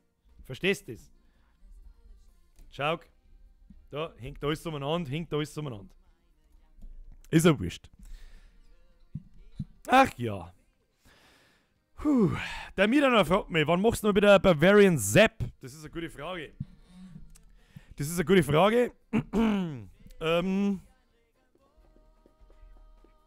Am Kumpel habe ich letztens erst geschrieben, weil die mache ich nicht mehr allein. Weil der muss ja da mal vorbeikommen. Allerdings kann ich nicht sagen, wann. Aber Bavarian Zap kommt wieder. Hätte ich, hätte ich mehrer Dari. Das ist korrekt. Pinguine, warum man einfach mitten. 14a, Daniel Schweighofer. Bin mir nicht sicher, wenn er schreibt, kennst mich noch. Da haben so viele Leute da, ich komme auch nicht in jeden merken. Das ist ein Wahnsinn mit euch. Warum heißt der Horst? Weil der Horst. Mal eine allgemeine Frage haben die. Ich gehe im Fasching als Nebe, am Morgen schon dicht. Ich gehe als Waschmaschine im Eck stehen und schleudern. Das war bis jetzt der beste, den ich gelesen habe. Weißer Fuchs. Was hältst du von Pufferwurst? Ich weiß nicht, was Pufferwurst ist. Spielst du nicht für Speed? Nein. Der Bushcraft Tommy. Gute Nacht. Keine Ahnung. Oh, sexuelle Belästigungsgosmaß. Wer geht denn als Gosmaß? Haben wir keinen, der als Gosmaß geht? Ist Gosmaß doch nicht schon so im Hype-Trend Scheißdreck, dass er nicht mindestens einer als Gosmaß geht? Ein sexuelles Belästigungsgummibärle. Ja, wenn dann aber ein Gummibärle aus der Gummibärenbande. Sexuelle Belästigungsbisamratz. Eine sexuelle Belästigung. Ich bin immer noch, also bis jetzt top noch nichts gesehen, einen sexuellen Belästigungsaxolotl. Der ist unüberwunden bis jetzt. Mal miteinander zocken und einem 03er Radler. Das können wir machen. Hey Leute, was bringt's denn euch, wenn eng der Bürger grüßt? Was hast denn da davon? Schreibt's lieber etwas Lustiges, dass alle was zum Lachen haben. Herr Fabian Garbe, da wird's doch nicht der Erste verstanden haben, auf was ich eigentlich hinaus möchte. Aber ich muss ja grüßen, verstehst du mich? Mir gelangt, dass ich weiß, dass ich kann, wenn ich möchte. Kenny? Daraus besteht mein komplettes Dasein aus dem Satz. Also ich kenne so. Ich gehe als Waschmaschine erst volllaufen lassen und dann durchdrehen. Ich gehe als Waschmaschine im Eck stehen und schleudert. Dazu muss man wissen, was mit Schleudern gemeint ist. Ja.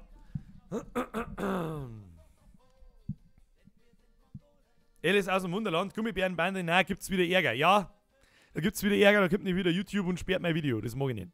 Ich bin der dir gesagt hat, dass du im Ausland dein eigenes Bier trinken sollst. Selbst das weiß ich schon nicht mehr. Weiß ich nicht mehr.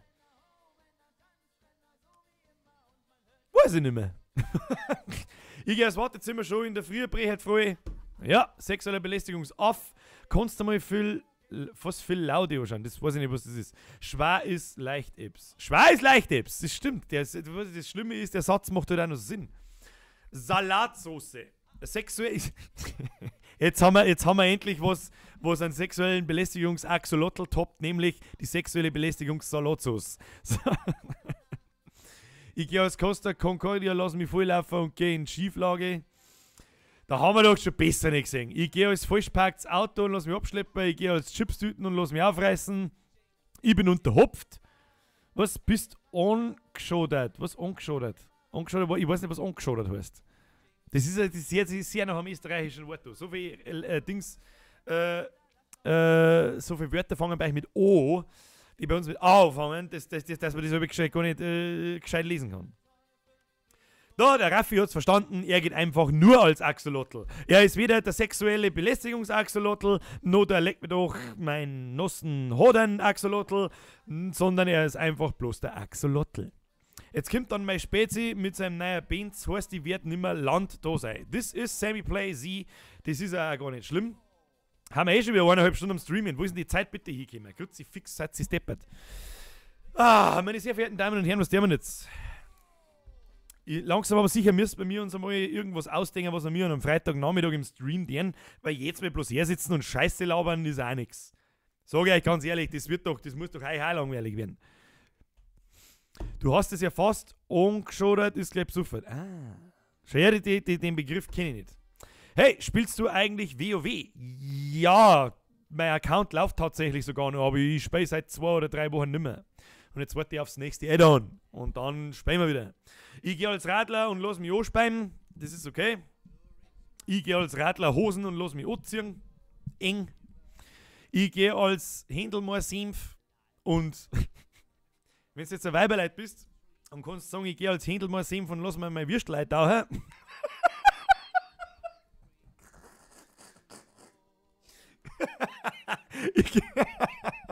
Ich gehe als Senfglasel und lass mir meine Würstelei hängen. So.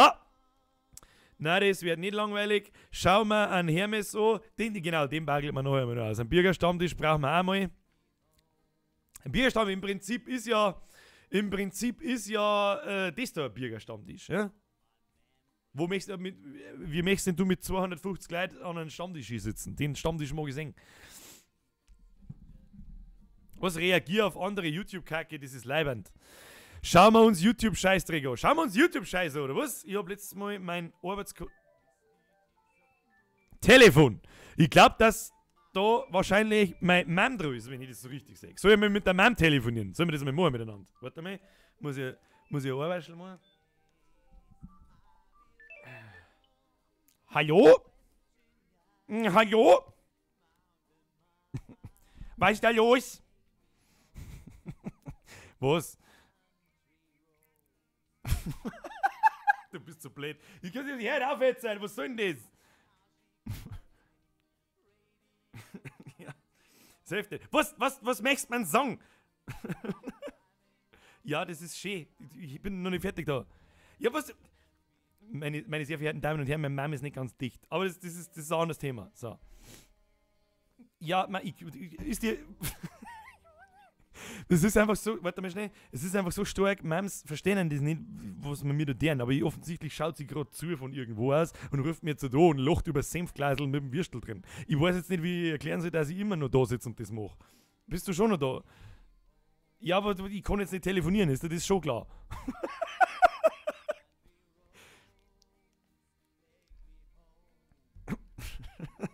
Ja, das ist schön, dass man meiner Mom zuschaut, wenn ich der sexuelle Belästigungspanda bin. Das ist gut.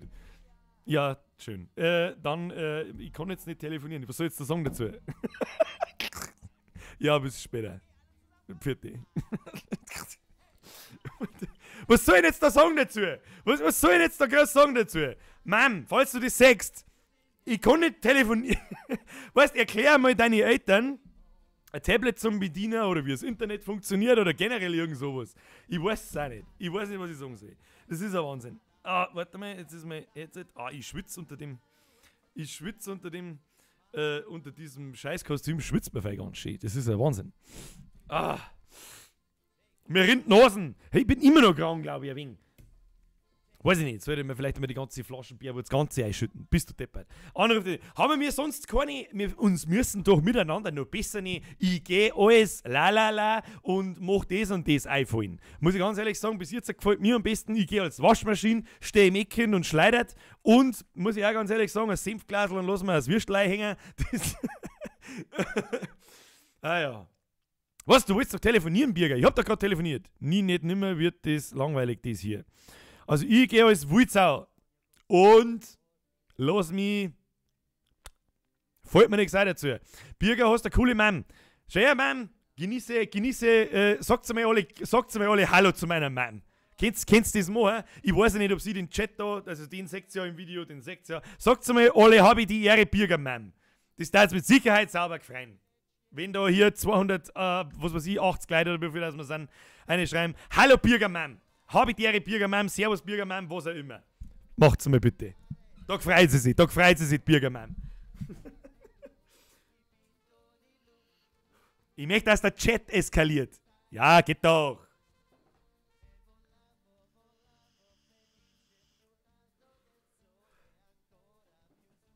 So, währenddessen so hier.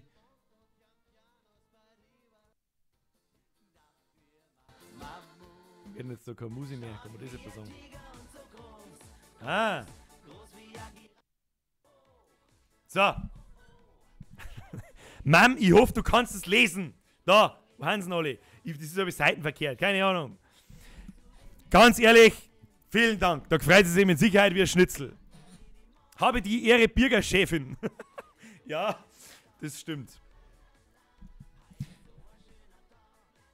Servus Bürgermann, servus Bürgermann, servus Bürgermann, servus Bürgermann. Habe die Ehre Bürgermann, servus Bürgermann. So, genug Aufmerksamkeit für die Mams. Ich gehe als Nebel in der Früh schon dicht. Haben wir schon gehabt, das haben wir ja alles schon gehabt. Und ich gehe als Badwanne, ich lasse mich voll laufen. Und ich gehe als Wartezimmer, bin den ganzen Februar drucker voll. YouTube-Kacke, Kanaken. Habe die Ehre Bürger, ich gehe als Krapf. Nackert mit der Marmelade. Was? Ich gehe als Krapfen, nackert mit der Marmelade im Arsch. Ah, das Beitel kriege ich nie wieder aus meinem Kopf raus. Ich gehe als Streichholz, nackert und einen roten Shell kriege ich von selber. Den kenne ich auch, den hat mir mein Papa schon erzählt, da war ich noch ganz furchtbar klar. Bürger-Mam-Bomb. Ja, Mam müsste halt streamen, keine Ahnung. Mam, streamen mal. Servus Bürger-Erschafferin. Ich gehe als Kuh, vielleicht werde ich vernascht. Okay. Ich gehe als Schlumpf komplett blau, ja. Ich gehe als Schnitzel und paniere mich weg. Da muss ich lachen. Ich gehe als besoffener Frauenarzt, weil dann habe ich einen gescheiten Tunnelblick. Saufen. So viel halbe sauf ich heut. So viel halbe sauf ich. So viel halbe sauf ich heut. Wenn du so viel halbe saufst, dann bist du eine Maschine. Ich gehe als Saufkopf, da muss man wenigstens nichts so ziehen. Stimmt. Ich würde ja vorschlagen, dass wir mir aus dem Faschinger oben ohne unten nix Party machen. So. Und dann reden wir alle knockert umeinander und scheißen wir auf alles und saufen wir uns voll weg und alles ist scheißegal. Das war das Allerbeste. Das war das Allerbeste, wenn du mich fragst. Ich gehe als Marschmaschine voll laufen lassen und durchdrehen. Ich gehe als Stoßstange, da kriege ich alles ab und schütte es wie andere. Das ist auch nicht schlecht, Ich gehe als Einhorn, weil das Horn allerweil steht. Ja. Ich gehe als Baum, der Ast wächst halt, der Axt wächst halt nur bei den Richtigen. Ich habe letztes Mal meinen Arbeitskollegen einen Bockfotzen geben müssen, weil er weiß, was mit Ketchup gefressen. Dann hättest du ihn eigentlich gleich ganz erschlagen sollen, damit nichts passiert. Ich gehe als Schwarf und greie jeden in den Arsch. Dann muss ich aber als sexueller Belästigungspanda einschreiten. Ich gehe als Ladekabel und lade mir ein Gerät auf. Ja, okay. Da muss man ein bisschen mitdenken, aber der ist okay. Ich gehe als Singst. Was? Lehn mich in die Ecken und lass mich witzen? Was ist denn ein Singst? Es gibt auch ein Video, wo schreit. Was? Dingsbums zusammenfahren? Nein, das gehen wir nicht her, Bernitzer. Ich gehe als Bierfassel. Ja, da muss ich nicht viel da dafür. Beim letzten B-Day-Bash von einem Kumpel haben wir uns fast totgelacht wegen deine Videos auf YouTube. Ich kann mir das aber gar nicht so vorstellen, wie läuft denn das eigentlich ab? Sitzt ihr da dann alle um ein Handy rundherum, schaut euch meinen Scheiß so und lacht's dann. Das finde ich vielleicht schon amüsant. Da muss ich lachen. Da muss ich lachen.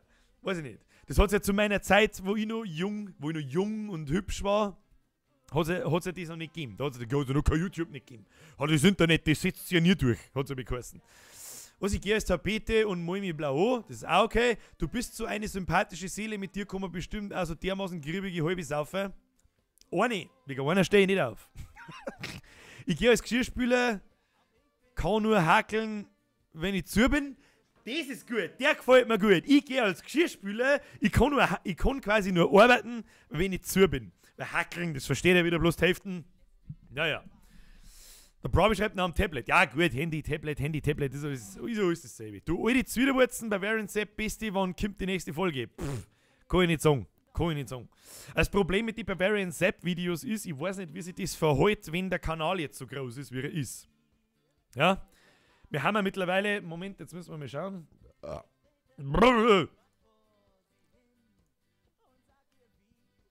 Wir haben ja 21.820 Leute. Wenn ich jetzt hergehe und ein Bavarian Zap-Video mache, das ist automatisch gefleckt, ja. Nicht, dass ich einen Strike kriege.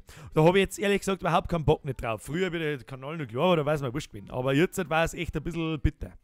Ich gehe als Saupreis und auf Gasmaß. Auf den habe ich gewartet. Wo ist der Vollbier-Squad? Ich sage einen Vollbier-Squad nicht, meine Damen und Herren. Ich gehe als falschparktes Auto, dass ich auch mal abgeschleppt wird. Das ist auch, haben wir schon gehabt. Ich gehe als Staudamm und hoffe, dass ich nicht brich.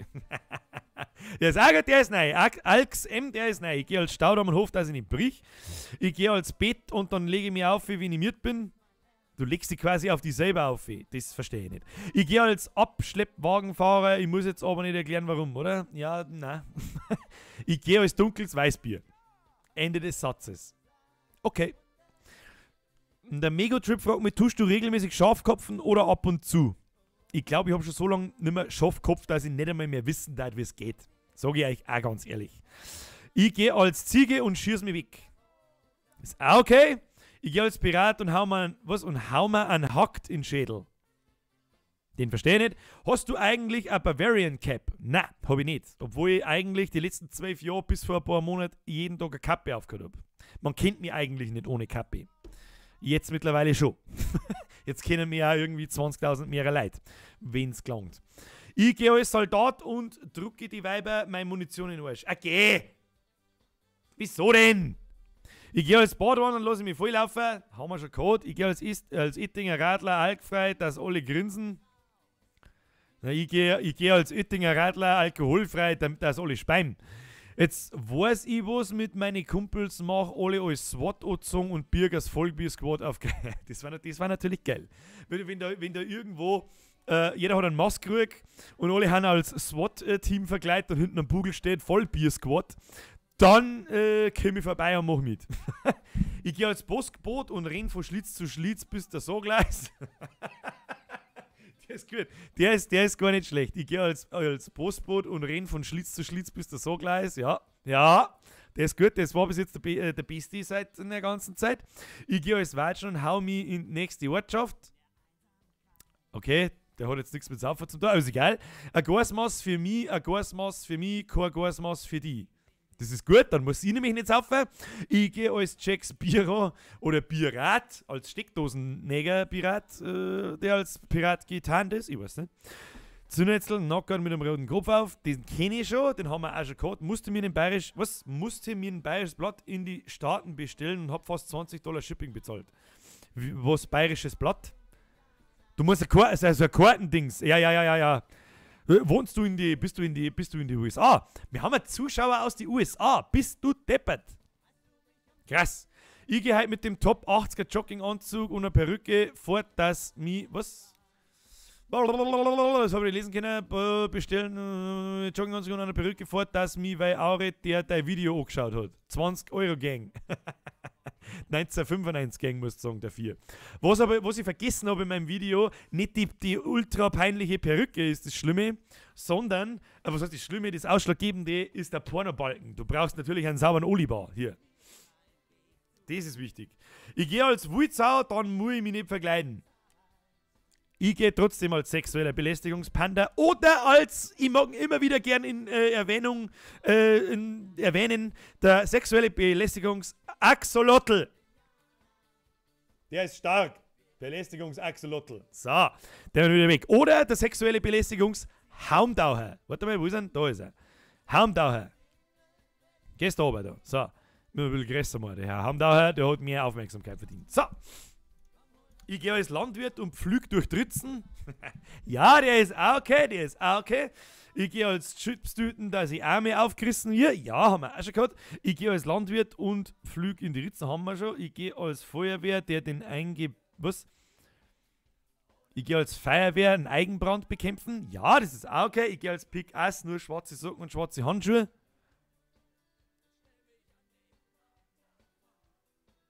Ich bin mir nicht sicher, ob das die Pointe draus ist, über die ich gerade drüber nachdenke. Schnell zum nächsten. Ich gehe als Pferd, alle Weiber wollen auf mir reiten. Das ist jetzt Ansichtssache. Ich gehe als Landwirt und pflüg durch Dritzen. Haben wir schon gehabt jetzt. Wo habt ihr jetzt den auf einmal alle her? Wo habt ihr den jetzt auf einmal? Ihr googelt's doch nebenbei, ihr Hammin. Ich gehe als Teenager, weil Fasching scheiße ist. Hä? Den verstehe ich auch nicht, den verstehe ich nicht, den verstehe ich nicht. Ja, Wahnsinn mit euch. Bist du ein Fußballfan? Wenn ja, von welchem Verein? Herr Hofmeister Ben, bitte schreib Verein nicht mit F. Da kann ich nicht einmal mehr argumentieren, ich habe mich vertippt, das geht nicht. Gaudi, nein, ich bin kein Fußballfan. Ich gehe als Handtierchen und lass mich, was? Als was für ein ich gehe als Handtier hin und lass mich durch hier die Ritzen zahlen, das ist auch okay. Ich gehe als Bauer und lass mich viel laufen, haben wir schon gehabt. Oder als Bauer und lege meine Samen in die Ritzen, ist auch okay. Ich gehe als Waschmaschine in die Ecken stehen und schleudern. Finde ich bis jetzt den besten. Ich gehe als Feuerwehr und verlege ein paar Schleich. Ich gehe danach wahrscheinlich gar nicht mehr. Das ist der Swag-Waschbär hat es auf den Punkt gebracht. Was, du gehst als was? Keine Ahnung. Ich glaube, ich gehe danach gar nicht mehr. Wow! Das war bis jetzt der beste Witz, der kam, so wie er kommen sollte. Das war gut, das war gut. Der hat mir gut gefallen. Ja, was? Ich gehe als Öantler und test halt Hupen. Wer ist denn der Öantler? Auf alle Fälle offensichtlich jemand, der Hupen testet. Keine Ahnung. Am Faschingsball gehe ich als Pyramide, spritz eine und breit. Was? Spitz eine und breit aussehen. Der ist auch gut. Herr Eckert, der ist gut. Da muss man halt auch kurz mit Dingen, man soll halt auch mal richtig lesen, was ich nicht immer kann. An Faschingsball gehe ich als Pyramide, spitz eine und breit aussehen. Ich gehe als Klempner und verlege Rohre. Haben wir schon gehabt. Ich gehe als Bürger, das zählt nicht. Ich gehe als Klausur und zerstöre ein paar Studentinnen. Er ist auch nicht schlecht. Ich gehe als Pille, jetzt Mädel will mich fressen. Als Daten nur Mädelspillen fressen. Ich gehe als Pillemann ohne Gummi. Warum denn? Ich gehe als Mensch, weil ich's ganz Jahr auf bin. Das ist auch gut. Ich gehe als Zweihorn, ein oben, eins unten. Ja, geht so. Ich gehe wahrscheinlich als Klempner Röfling, haben wir schon. Ich gehe als Petersilie, die soll lustig sein. Ich gehe als ein Bladel Petersilie, die soll lustig sein. Das ist gut, das ist gut. Das verstehen jetzt natürlich nur Insider unter uns. Ich gehe als Schnackler und lass mich von die alten abbereiten. Das ist etwas fragwürdig. Aber okay, ich gehe als Fliesenleger und fülle die Fugen aus. Okay. Ich gehe als Briefträger von Schlitz zu Schlitz bis der Sogleis. Haben wir schon gehabt. Ich gehe als Kochtopf und wärme die Nudeln auf. Das war nur fragwürdig, wenn das jetzt eine Frau schreibt. Aber wenn eine Frau schreibt, ich gehe als Kochtopf und wärme Nudeln auf, dann muss ich sagen, was ist denn das für eine? Oder vielleicht ist er gerade die richtige. Ich weiß es nicht. Ich gehe als Trampolin und lasse mich von 6 Weiber hupfen. Wunderschönen Judentag. Wunderschönen Judentag. Zurück, Herr Dichi. Ich gehe als Badwanne und lasse mich volllaufen. Haben wir schon. Ich gehe als Plastikbierkrug volllaufen lassen, aber niemals brechen. Okay. Jetzt gibt's schon Insider. Geil, natürlich gibt's Insider. Der Insider ist ja quasi der Petersilie. Weil Petersilie ist so lustig, das ist ein Wahnsinn. Also ich bezeichne das jetzt einfach mal als Insider. Wir haben ja übrigens knapp davor, dass wir 300 Leute im Stream sind. Seid ihr bescheuert? Normal haben wir das aber bloß ganz am Anfang. Aber jetzt haben wir es jetzt halt ganz. Wie lang streamst du noch? Weiß ich nicht. Jetzt haben wir eine Dreiviertelstunde da, 2 Stunden habe ich noch. Also 2 Stunden insgesamt nicht. Noch 2 Stunden, weil ich kann eh schon nicht mehr gescheit schmerzen. Snackerts! Aha, der Bürger Aaron hier. Warum heißt denn der Aaron schon wieder anders? Was ist denn los mit dir? Kannst du jetzt bald einmal Borisch? Sonst darf es mich heißen, der Bürger Aaron da. Verstehst? Der Unterhosen-LP. Also ich bin dann mal weg. Sehrs. Ich gehe als Rohrverleger und tue Rohrverlegen. Der ist etwas sehr primitiv und einfach. Ich gehe viel lustiger, weil ich gehe als Rohr und los mich verlängern. So, ich bleib da hin und sauf mich mit Augustine Edelstoff. Das ist auch in Ordnung. Ich gehe als aggressiver Autofahrer, hau voll auf Tupen. Ich gehe als Weiße, weil mir jeder zuseln soll. Will. Das kann man jetzt sehen, wenn man will. Ja, ich sehe schon, da kommt nichts Anständiges mehr dabei aus. Ich gehe als Gießkann und fülle gleich die Ladies ab, was weiß ich, das ist ein Wahnsinn. Ich muss jetzt da erst einmal von meinen Zigaretten ziehen. Habe ich deren alle, die da mittlerweile mal vorbeigeschaut haben und nie vorbeischauen und irgendwas, was ich. Da haben ja über 100 Leute gegangen, über 100 Leute haben wieder da, aber konstant sind wir gerade 300 Leute im Stream, das ist ein bisschen verrückt, Alter. Ich gehe als Nachtsichtbrille, weil ich in meiner Heimat in Finsterwald nichts sehe. Ach ja, Drechsel. Fuck, meine Zigaretten ist, was heißt meine Zigaretten? Das ist ja keine Zigaretten, das ist ein, ich nenne es gern Zigarettengerät, schafft. So, wer das jetzt dann die muss ich nachfüllen. Leider ist mein Lieblingsgeschmack ist leider Gottes ausgegangen. Oder vielleicht kriege ich noch eine voll, schauen wir mal. Oh, das war's. Nichts mehr drin. Das heißt, jetzt müssen wir wieder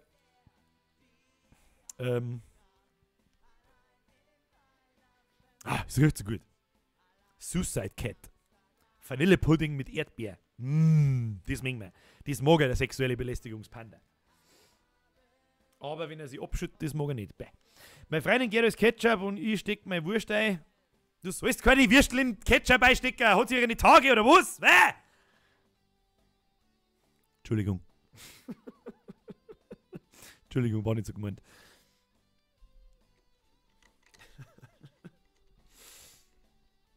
Holy shit, wir haben ja über 300 Leute. Satz nicht deppert. So, dann haben wir wieder hier ein bisschen neu da. So, ich gehe als Team braune Bratwurst.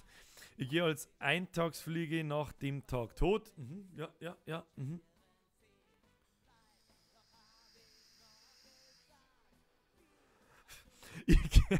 Da, der Minzi bringt es auf den Punkt. Ich gehe als gar nichts, weil es nach 15 Minuten sowieso scheißegal ist. Nach 15 Minuten saufer scheißegal ist. Was? So, muss noch etwas schaffen und geh mal in den Lurk-Modus. Herr Weißer Fuchs, ab in den Lurk-Modus mit dir. Oder den alten Panda kann man nicht ernst nehmen, ich schmeiß mir weg. Ja, hier, sexuelle Belästigungspanda. Für alle die nicht wissen, wer muss ich es euch nochmal zeigen. Wir haben ja jetzt doppelt so Leute für Leute wie vorher. Ich weiß nicht, was läuft denn eigentlich falsch mit euch? Ich weiß ja gar nicht, was soll denn das eigentlich? Wer nicht weiß, wer der sexuelle Belästigungspanda ist, der soll jetzt bitte aufpassen. Obacht geben. Habt's mich gehört? Den sexuellen Belästigungspanda. Wer lebt weit von hier, wo der Bambus steht, euer sexueller Belästigungspanda. Wer sagt euch, wie sexuelle Belästigung geht, euer sexueller Belästigungspanda. Sagt nicht dies, schaut nicht her, seid schön brav, sagt euer Panda-Bär. Gut oder schlecht, das erklärt er euch, euer sexueller Belästigungspanda. Hallo, Jungs und Mädchen.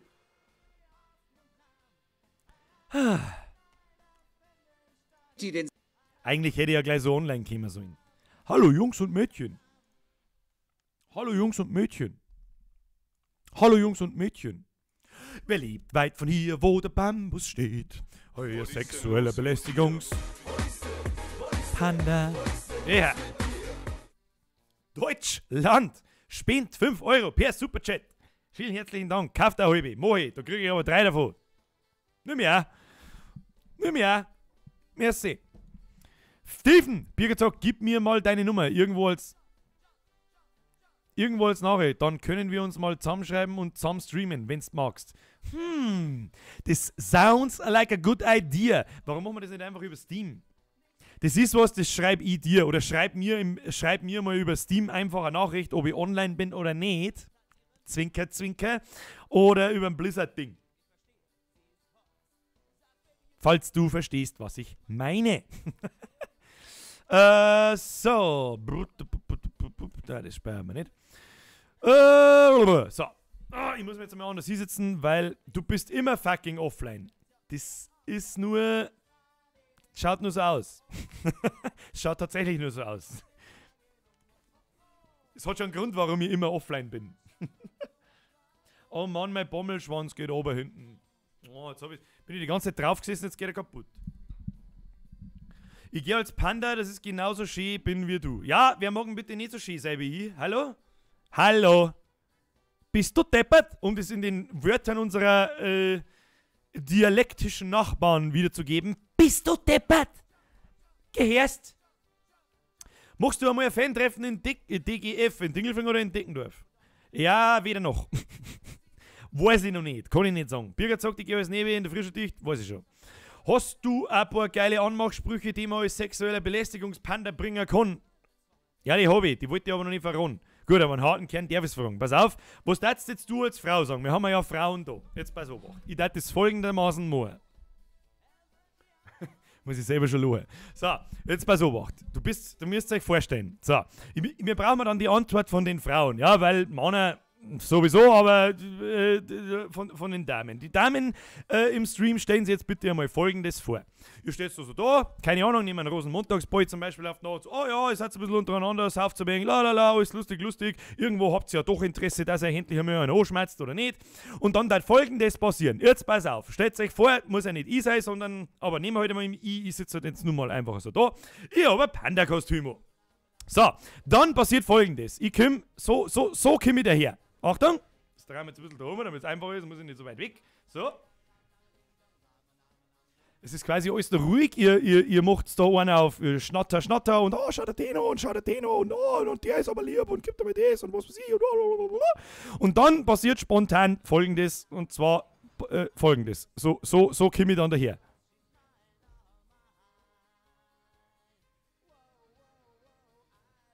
Hey, du stinkst, geh mal duschen.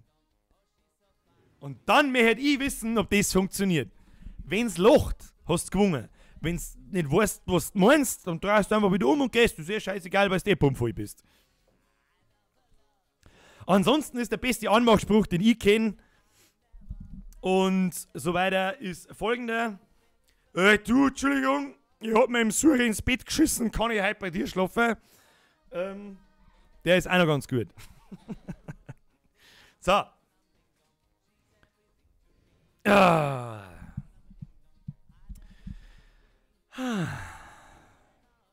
Ist überhaupt noch jemand da? Was ist los mit dir? Was ist denn los mit dir? Bilger weiter so bei Juwaren Miasens am heutigen Superstream. Herr Brabi, vielen herzlichen Dank. Das ist ein bisschen viel, aber vielen herzlichen Dank. Mehr kann ich nicht sagen. Und wo er recht hat, hat er nun mal recht. Was mir übrigens gerade so einfällt, warum zum Teufel läuft eigentlich jedes Mal als Sound Kollega? Kann man das irgendwie sagen? Das habe ich vor 3 Jahren irgendwann einmal eingerichtet. Das muss ich irgendwie ändern. Haben wir da irgendwelche Wünsche? Haben wir irgendwelche tollen Vorschläge, was wir als Donation Sound einbauen können? Haben wir da Wünsche? Oder Ideen?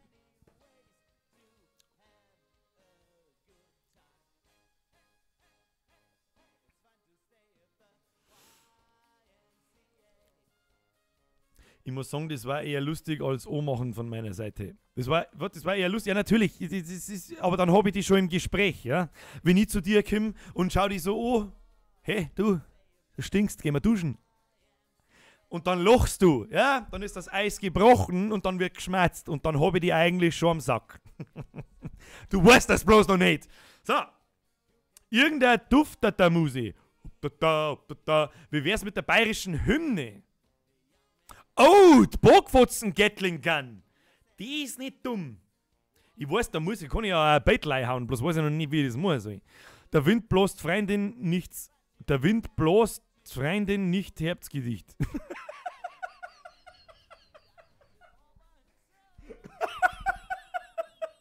Der ist gut. Der ist wirklich gestorben. Herr Corbinian Eckert, der da muss ich lachen, bis ich das jetzt gecheckt habe, was überhaupt los ist. Achtung, ich trag's euch mit meiner maximalen tiefen Gedicht-Vortragestimme vor. Ich mache mal ein bisschen lauter. Der Wind bläst, die Freundin nicht. Herbstgedicht.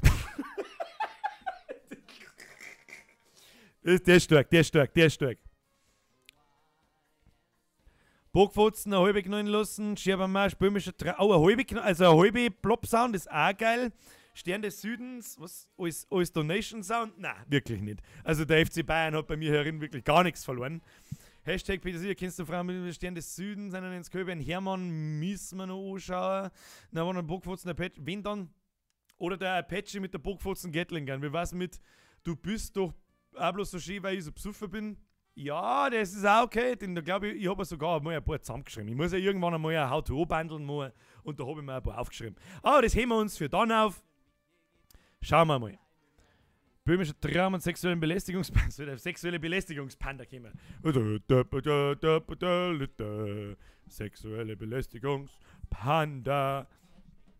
Es ist auch so lang. Ich weiß nicht, so ein Dings war geil. Oder, ja, der Bockfotzen Gatling Gun. Und einer schreit, Bockfotzen Gatling Gun! Nur ganz kurz quasi. Das war lustig. Aber das muss ich jetzt zusammen animieren. Weil sonst geht das gar nicht. Das ist ja Wahnsinn. Was hältst denn du von einer Bockfotzen Streubomben? Eine Clusterbomb quasi. Ja, über die habe ich auch schon nachgedacht. Aber der nächste Schritt nach einem Bockfotzen Apache. Schauen wir mal.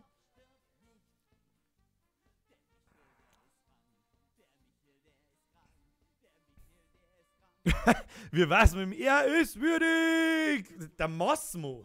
Stimmt, den Massimo haben wir ja auch noch. Ei. Ah, das ist nicht. Ich glaube, da werde ich mir bis zum nächsten Mal was einfallen lassen. Weil auf die Schnelle können wir das jetzt miteinander nicht machen. Das dauert zu lang. Vor allem, ich müsste ja aus der Bockfotzen Gatling Gun müsste die ja, oder aus dem Bockfotzen Apache-Ding müsste die ja GIF machen und so weiter und das auffüllen und einstellen und was weiß ich. Schauen wir mal, vielleicht kriege ich das bis zum nächsten Mal hin. Oder ich überlege mir, wie wir es machen. Und dann machen wir das nächste Mal miteinander im Stream. Was weiß ich. Ich gehe als Asylant und los Muttern mit Sprengstoff. Die anmache, ich weiß nicht, ich darf auch in dein Panda. Was? Ich darf da in dein Panda anstreten, sagt Sibylle. Das glaube ich nicht. Liesel, Alter, ich habe immer noch kein Kostüm. Hat jemand eine Idee? Keine Ahnung. Ich habe wirklich keinen blassen Schimmer, ob ich eine Idee für ein Kostüm habe. Keine Ahnung. Puh, es gibt auch fast keine. Ich glaube nicht, dass wenn ich zu irgendeiner hingehe, ja gut, ich sage jetzt mal 8 von 10 hauen mich weiter, wenn ich hingehe und sage, hey, du stinkst, geh mal duschen. Und 2 lachen. Und von denen 2, mit denen ich unterhalte da wegen und eine von denen 2 geht mit heim. Da brauchen wir da gar nicht schmerzen. Der Sexy Cop, der geht schon heim mit dir, wenn es passiert. Beste Anmachspruch. Hey, ich bin zwar nicht der schönste Teuerin, aber ich bin der Einzige, wo mit dir redet. Ja, der ist auch nicht schlecht. Der ist tatsächlich auch nicht schlecht. Es geht ja im Prinzip es geht ja im Prinzip nur darum, dass du mit der Person ins Gespräch kommst. Das ist ja alles eigentlich. Aber das erkläre ich euch einmal in einem How-to-Bandeln bei dieser Song. So, Bavarian Potato schaut der sexuelle Belästigungspanda auch angespielt noch gut aus. Vielleicht habe ich da schon 4, 5 Mal reingespielt, aber du weißt es nicht. Nach dem Essen sollst du rauchen oder eine Frau gebrauchen. Hast du beides nicht zur Hand, bohr ein Loch und fick die Wand. Kannst du beides nicht ergattern, musst du selbst einen runterrattern. Die sind so schön alt. Die haben so alt wie der Onkel Fritz hat nein, pass auf, der Onkel Fritz hat ein Auto ohne Sitz, eine Kupplung ohne Gas und hinten hängt der Leberkäse. Kennt das nicht etwa? Hat es zu meiner Grundschulzeit gegeben, dieses Gespräch halt. Ich weiß es auch nicht. Auf alle Fälle hat der Onkel Fritz sehr viel Auto ohne Sitz gehabt. Das war brutal. Anmachspruch, hey, ich bin so schlecht im Bett, das muss man mitgemacht haben. Kenny. Der Wauzi ist da, habe die Ehre, Wauzi. Ich brauche halt auch noch ein Kostüm, aber weil jetzt jeder sexuelle Belästigung... Was? Ich brauche halt auch noch ein Kostüm, aber weil jetzt jeder als sexueller Belästigungspanda geht, renne ich mit. Das war so richtig geil, wenn ich lauter Pandas am Sonntag im Faschingsmarkt umeinander rennen sehe. Das war voll gut. Waren deine Eltern Wissenschaftler? Ich mag ihre Arbeit. Rate mal, wie viel ich wiege. Genug, um das Eis zu brechen. Ja, übers Gewicht und eine Frau in einem Satz, das tut man nicht. Schlechte Idee. Selbst wenn es ein Kompliment ist, trat's da die Alte so hin, dass keins war. Das ist das Allerwichtigste zum Wissen. Man redet mit einer Frau nicht über Gewichte. Geht nicht. Der Nudelrudi. Habe die Ehre, Nudelrudi. Freilich kommen wir aus Auto mit dem Leberkäse. Das ist so ein uralter Shit, ein Auto ohne Sitz und Kupplung ohne Gas und hinten hängt der Leberkäse. So. Der Onkel Fritz sitzt auf dem Scheißhaus und schwitzt. Viel lustiger war, der Onkel Fritz sitzt auf dem Scheißhaus und wichst. Oh Gott, was reden die für einen Mist? Habe Bäre, du schierer Panda. Dampfexpress. So schier ist der Panda nicht. Schau da noch. Du musst ihn, das ist ein Panda zum Liebhaben. Den muss man ganz fest, er ist Ultra, ist Cuteness, Overload, Level 9000 und mehr. So. Jetzt sind wir das Tätschal ausgegangen und ich wie fucking heiser.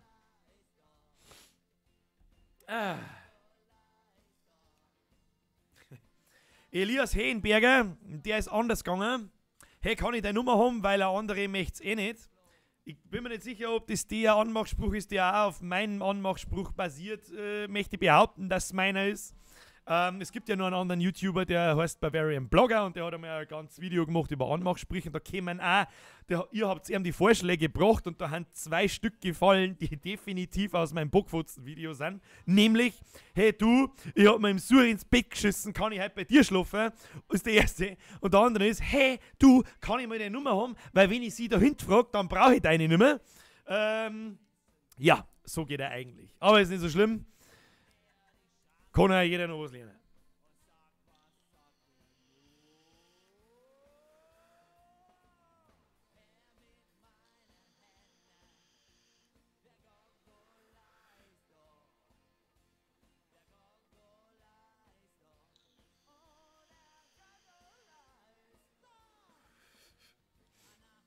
Ja, ich habe mir ehrlich gesagt, also der Bavarian Potato schreibt, der Panda schaut aus, wie wenn er ein Magazin von der Bockfotzen Gatling-Gang in den Pfotzen gekriegt hätte. Das ist richtig. Ich habe mir schon gedacht, er macht einen sehr japanischen Eindruck irgendwie. Also so richtig Panda-mäßig ist er nicht. Er ist jetzt so ein Anime-Panda. Und deswegen auch diese 2 roten Dinger da. Ich weiß nicht, was er mir damit sagen möchte. Und diese seltsame Schnute. Aber gut, hilft er eh nicht. Wenn ich sage, ich vergleiche mich als sexueller Belästigungspanda, dann habe ich zumindest irgendwas Panda-artiges. Oh. Hey, wo siehst du dich in 5 Jahren? Ich dich mit meinem 4-jährigen Kind. Das geht aber schnell. Da haben wir uns da sicher, dass ich so schnell ein Kind von der alten möchte. Ich nicht. Irgendwer hält mich vor der Arbeit ab. Ich glaube, du bist es. Arbeit ist für den Arsch. Geschissen jetzt einmal auf die Arbeit. Das ist ein Wahnsinn. Kennst du die mit WordPress oder LAMP-Server aus? Ich käme mit WordPress aus, ja, aber mit LAMP-Server nicht. Falls du XAMPP-Server meinst, dann schon. Was auch immer gut kommt, ist, hey, warst du nicht mal Betonmischerfahrerin vom Redlinger?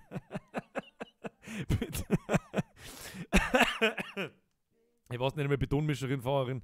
Kann ich deine Nummer haben?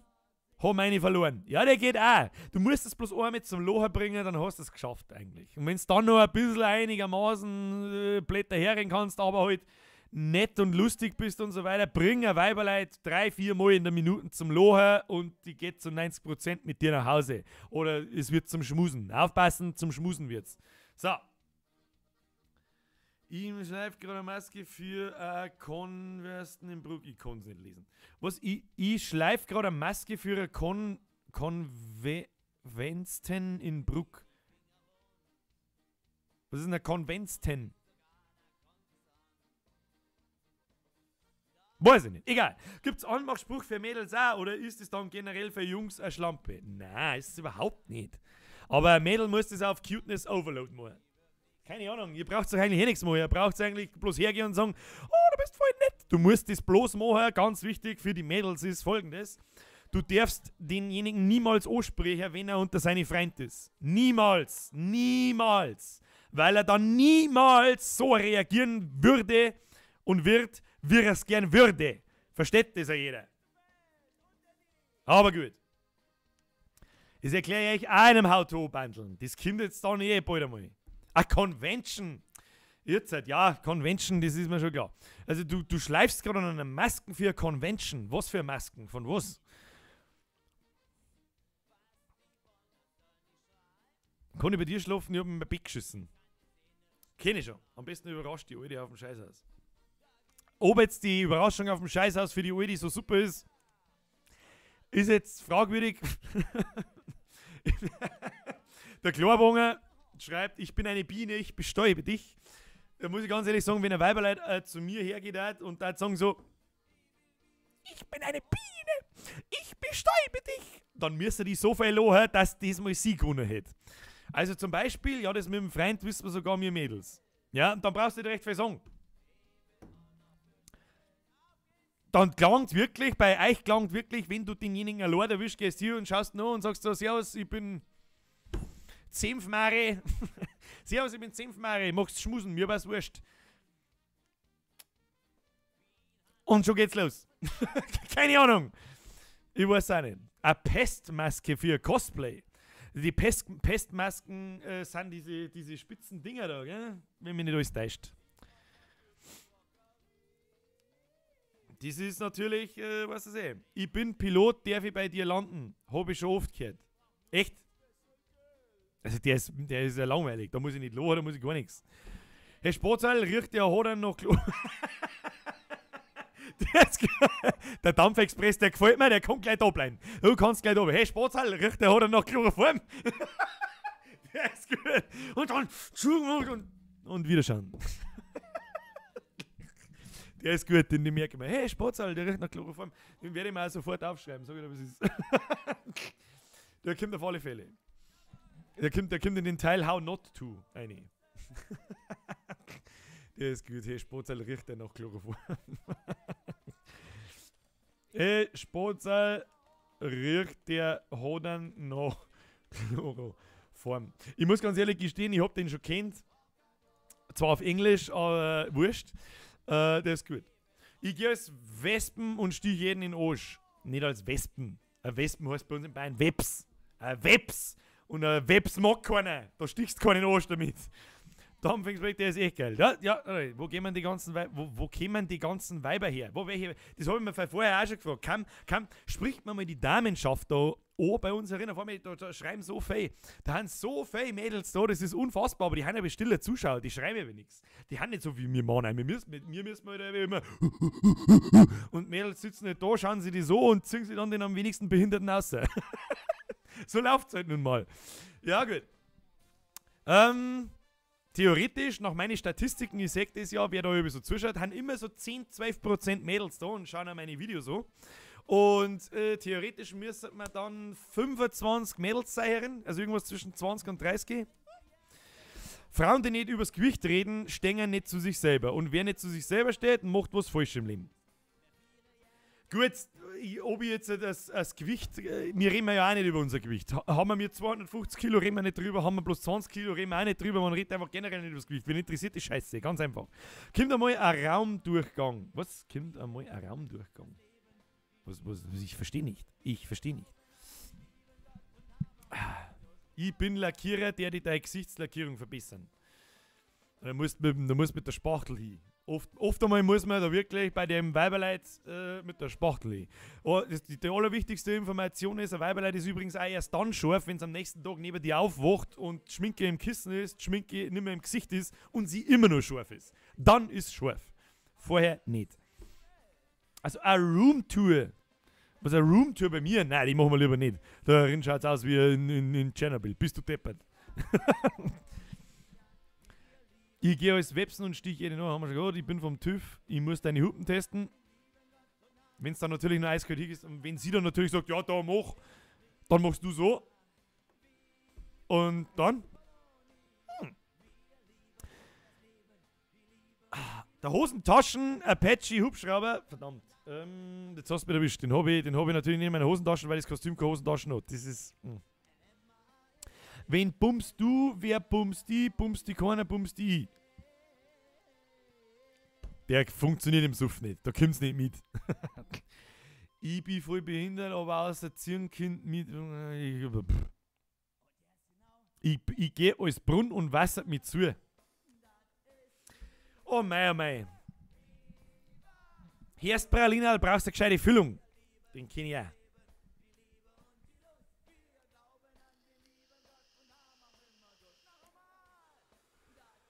Ich bin wie ein Kasten Bier, ich nehme jede Flaschen auf. Ich bin wie der Kasten Bier, ich nehme auch jede Flaschen auf. Das sind dann die haben bis um 3 in der Früh im Festel bleiben, damit es vielleicht zu die Restgefelgelten kehren. Hat er nicht gesagt, was?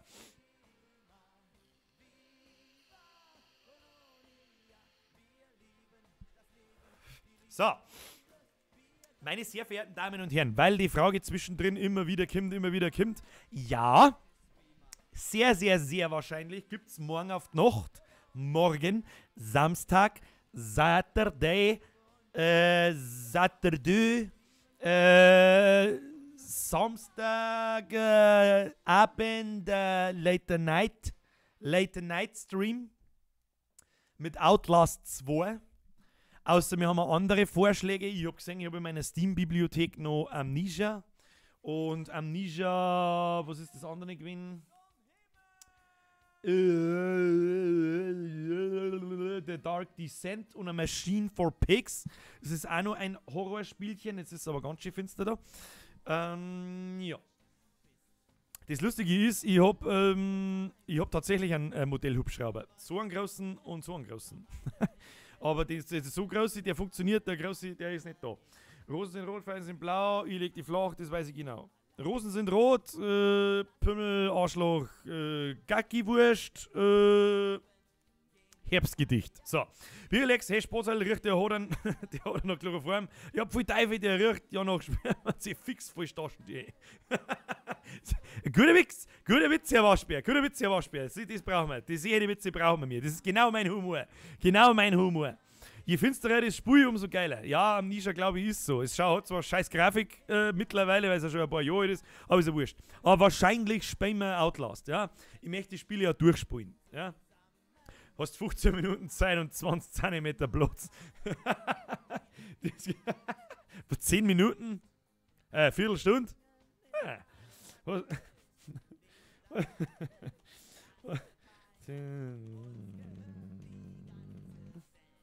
Ja. So. Und dahin ist die Monetarisierung, was, von dem Video, die ist schon lange dahin. Das ist eh wurscht. Meine sehr verehrten Damen und Herren, Folgendes. Morgen hier Outlast 2 Stream. Machen wir auf alle Fälle. Ich möchte ja das durchspielen, ja.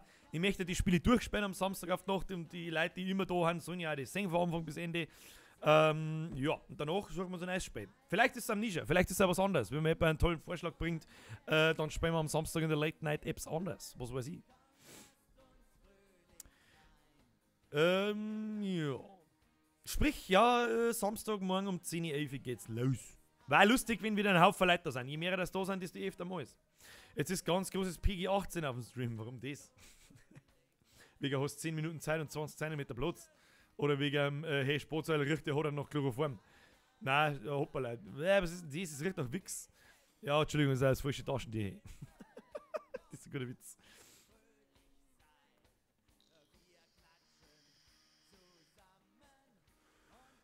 Herr Multix, HD, soll ich merci fürs Vorbeischauen, vielleicht sieht man sich ja morgen auf die Nacht wieder. Hautzeichen rein. Ja, wo ich besuffen, am Bürger schauen. Warum haben die nämlich alle immer besuffen? Gut, es ist Freitagnachmittag, was soll ich erwarten? Man muss Gott für alles danken, auch für Ober-, Mittel- und Unterfranken. Oh, jetzt gibt's kleinen Beefstress.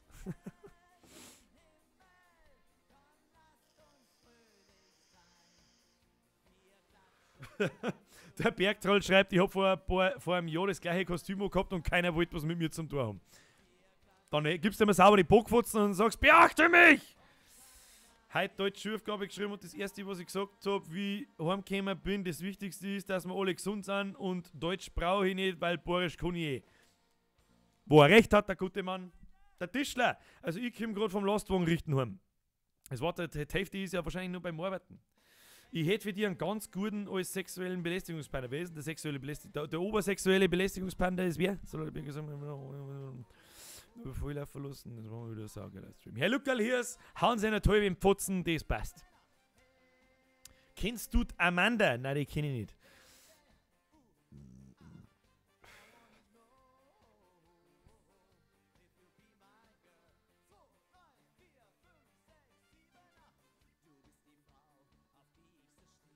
Was sagt der Verputzer? Ich weiß nicht, was der Verputzer sagt. Der Verputzer sagt, ja, der ist zu weit hergeholt, der Witz, den versteht keiner. Woher kommst du und was arbeitest du so? Herr Hyro HD, für das habe ich euch ein Video gemacht, das heißt, Stammtischmicker 1, eine Fragen, das schaust du an, da verzeih alles, was irgendwie Fragen sind. Ansonsten schreibt unter das Video eine Frage, dann machen wir mal einen zweiten Teil, was weiß ich. Das Nilpferd-Puppen-Dings, was man alle am Fasching sieht, was? Das Nilpferd-Puppen-Dings, was man alle am Fasching sieht, was ist das? Ich bin der sexuelle Belästigungspanda, der für den Zorn auf was du aufpassen musst. Der ist gar nicht so schlecht. Bei dem möchte ich bitte eine 100%ige Erfolgsquote sehen. Ich bin so froh, dass ich in England bin, dann muss ich mir den Faschingskas heuer nicht her, oder? Warum bist du immer in England oder bist du nur gerade jetzt in England? Studieren oder was tust du da? Arbeiten? Wer weiß das schon? Oberarzt Live, ich habe bemerkt, dass du mich nicht bemerkt hast. Den kenne ich auch. Und ich weiß auch genau, was du den jetzt her hast. Den hast du nämlich bei lustige Anmachsprüche bei Google gefunden. Was sagt der Totengräber beim Saufer? Obi damit. Auch nicht so schlecht.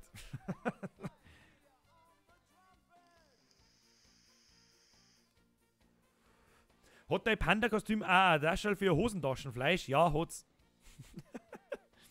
Beruflich bis September. Arbeiten, Saufer und Saufer. Oh, das klingt irgendwie ein bisschen nach BMW. Hä? BMWler haben doch gerne in England. Oxford. Ist Oxford Englisch? Ich weiß gar nicht. Ist eh wurscht. Eine 1%ige Quote kann ich dir versprechen. Das ist gut. Das mag ich sehen. So mag ich das. Wir Ohrkatzel mehr, die sind den ganzen Tag beim Loch aus und ein. Auch nicht so schlecht.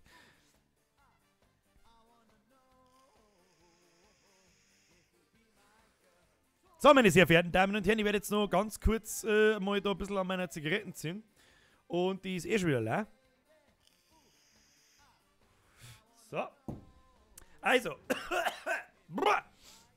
Sexueller Belästigungspanda hat er jetzt was zum Sagen. Für alle, die es interessiert, weil irgendwie mache ich das jetzt mal, wenn ich im Stream sitze, weil ich ja sonst weder Werbung mache, noch irgendwo dazu sage. Das machen wir nur im Livestream, nur für die, die wirklich die ganze Zeit da sind und die das mit der größten Wahrscheinlichkeit interessiert. Morgen Abend, 23 Uhr in der Nacht, gibt es eine Samstag-Late-Night-Schissel, wahrscheinlich mit Outlast 2. Da hat mich narrisch gefreut, wenn es alle wieder da seid. Je mehr Leute das wir sind, desto lustiger wird's. Dann, nächste Woche, am Dienstag, kommt Kingdom Come Deliverance. Ein Spiel, auf das ich sehr, sehr, sehr lang warte. Ich bin mir ziemlich sicher, dass von euch 250 Leute da Leute erinnern, die sich allgemein für die Zockerei interessieren. Die können das gern machen. Das, glaube ich, wird das erste Spiel, was ich nicht durchgehend, aber mit Sicherheit vielleicht nächste Woche mal ausschließlich auf Twitch streamen werde. Nicht auf YouTube. Warum? Weil ich das Nachmittag erstens einmal stream und weil ich meine YouTuber-Abonnenten nicht mit meinem Gaming-Scheiß nerven möchte, wegen dem sie mich nicht abonniert haben. Ganz einfach. Ja. Wen das interessiert, der kann auf twitch.tv Birger zockt suchen. Oder einfach nach Birger suchen, dann findet es mich schon. Also mein Account heißt Birger zockt. Ich hau euch jetzt da einmal kurz den Link ein in den Chat. Falls euch das interessiert. Oh, da muss ich natürlich pausieren. So. Das hat folgenden Grund, warum ich das dann nur auf Twitch mache, weil ich ehrlich gesagt keinen separaten YouTube-Channel machen mag. Ja, es bleibt der Birger-Channel, es gibt diese Late-Night-Streams. Wie soll ich das erklären? Was mir ich dabei denke? Die Late-Night-Streams,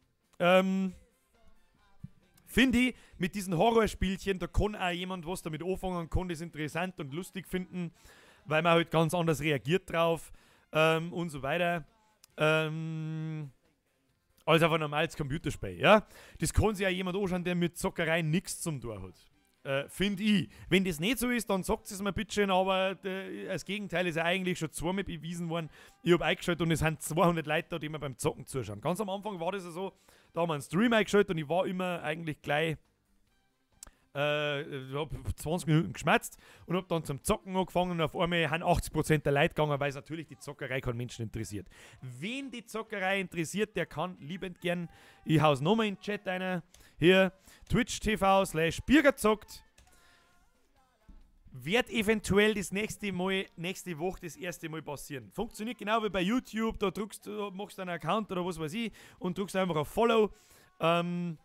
Und dann kriegst du mehr oder weniger genauso eine Nachricht wie bei YouTube, dass ich quasi gerade anfange zum Livestreamen. Die Leute, die das aber, die Twitch kennen, die wissen das natürlich. Denen brauche ich das nicht erklären. Aber viele haben mit Sicherheit da, ja, die nicht einmal wissen wahrscheinlich, was Twitch ist. Da geht es hauptsächlich halt Leute beim Zocken zuschauen. Im Prinzip mittlerweile gibt es aber halt alles. Und für die, die es auch immer noch nicht mitgekriegt haben, ich streame das jetzt gerade auch, ja, parallel einmal auf YouTube und einmal auf Twitch. Das sind diese lustigen, wo haben wir da Da ist zum Beispiel so ein lila Nachricht, die ist von Twitch und die ist da, die Roten haben alle von YouTube, dass ihr euch quasi einmal untereinander seht und so weiter. Und ich kann halt auch schon gleich sagen, dass wahrscheinlich bei Kingdom Come Deliverance das Spiel ernsthaft, ja, ich möchte dieses Spiel genießen, ich mag das. Da ist Outlast anders, ja. Keine Ahnung, da reagiert man ja auch ganz anders. Da erschrickst und du hast Tosen voll und das muss ich tot kommentieren, weil sonst kriege ich einen Schlaganfall.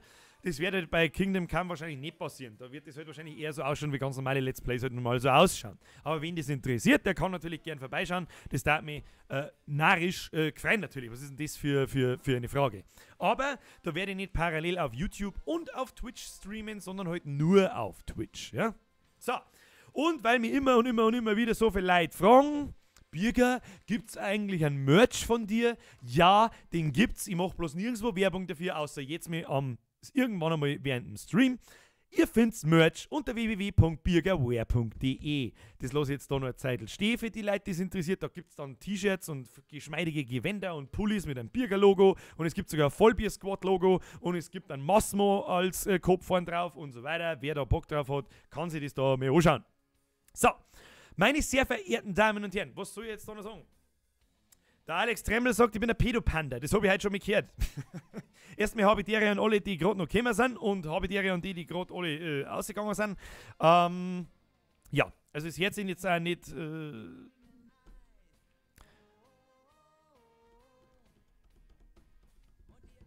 das hört sich jetzt auch nicht, wir sollen sagen, nur so. Oh, es ist tatsächlich auch so, wir haben ja auch schon wieder 2,5 Stunden da. Seid ihr steppert. So.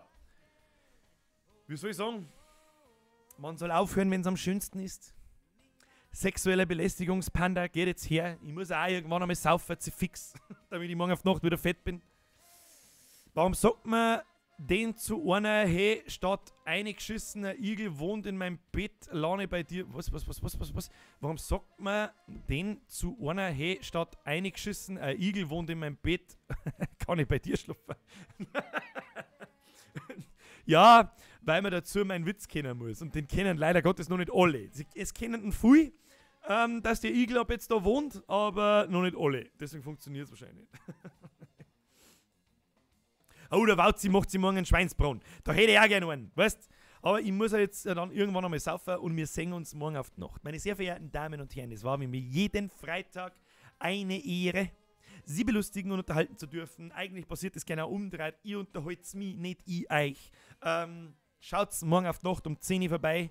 10 Uhr 11 Uhr wahrscheinlich, also auf alle Fälle Samstag Late Night, ist eh klar. Spielen wir Outlast 2 wegen. Und dann der E-Song. Schaut's nochmal schnell auf Twitch vorbei, hau ich euch einen Link da rein, wenn das interessiert, die Zockerei. Und dann bin ich jetzt fertig mit meinem Blabla, den eigentlich keine alte Sau nicht interessiert. Ich sage, ich wünsche euch eine wunderschöne Faschingszeit bis morgen auf die Nacht. Es war mir eine Ehre. Bis die Tage habe die Ehre. Sexuelle Belästigungspanda raus. Servus.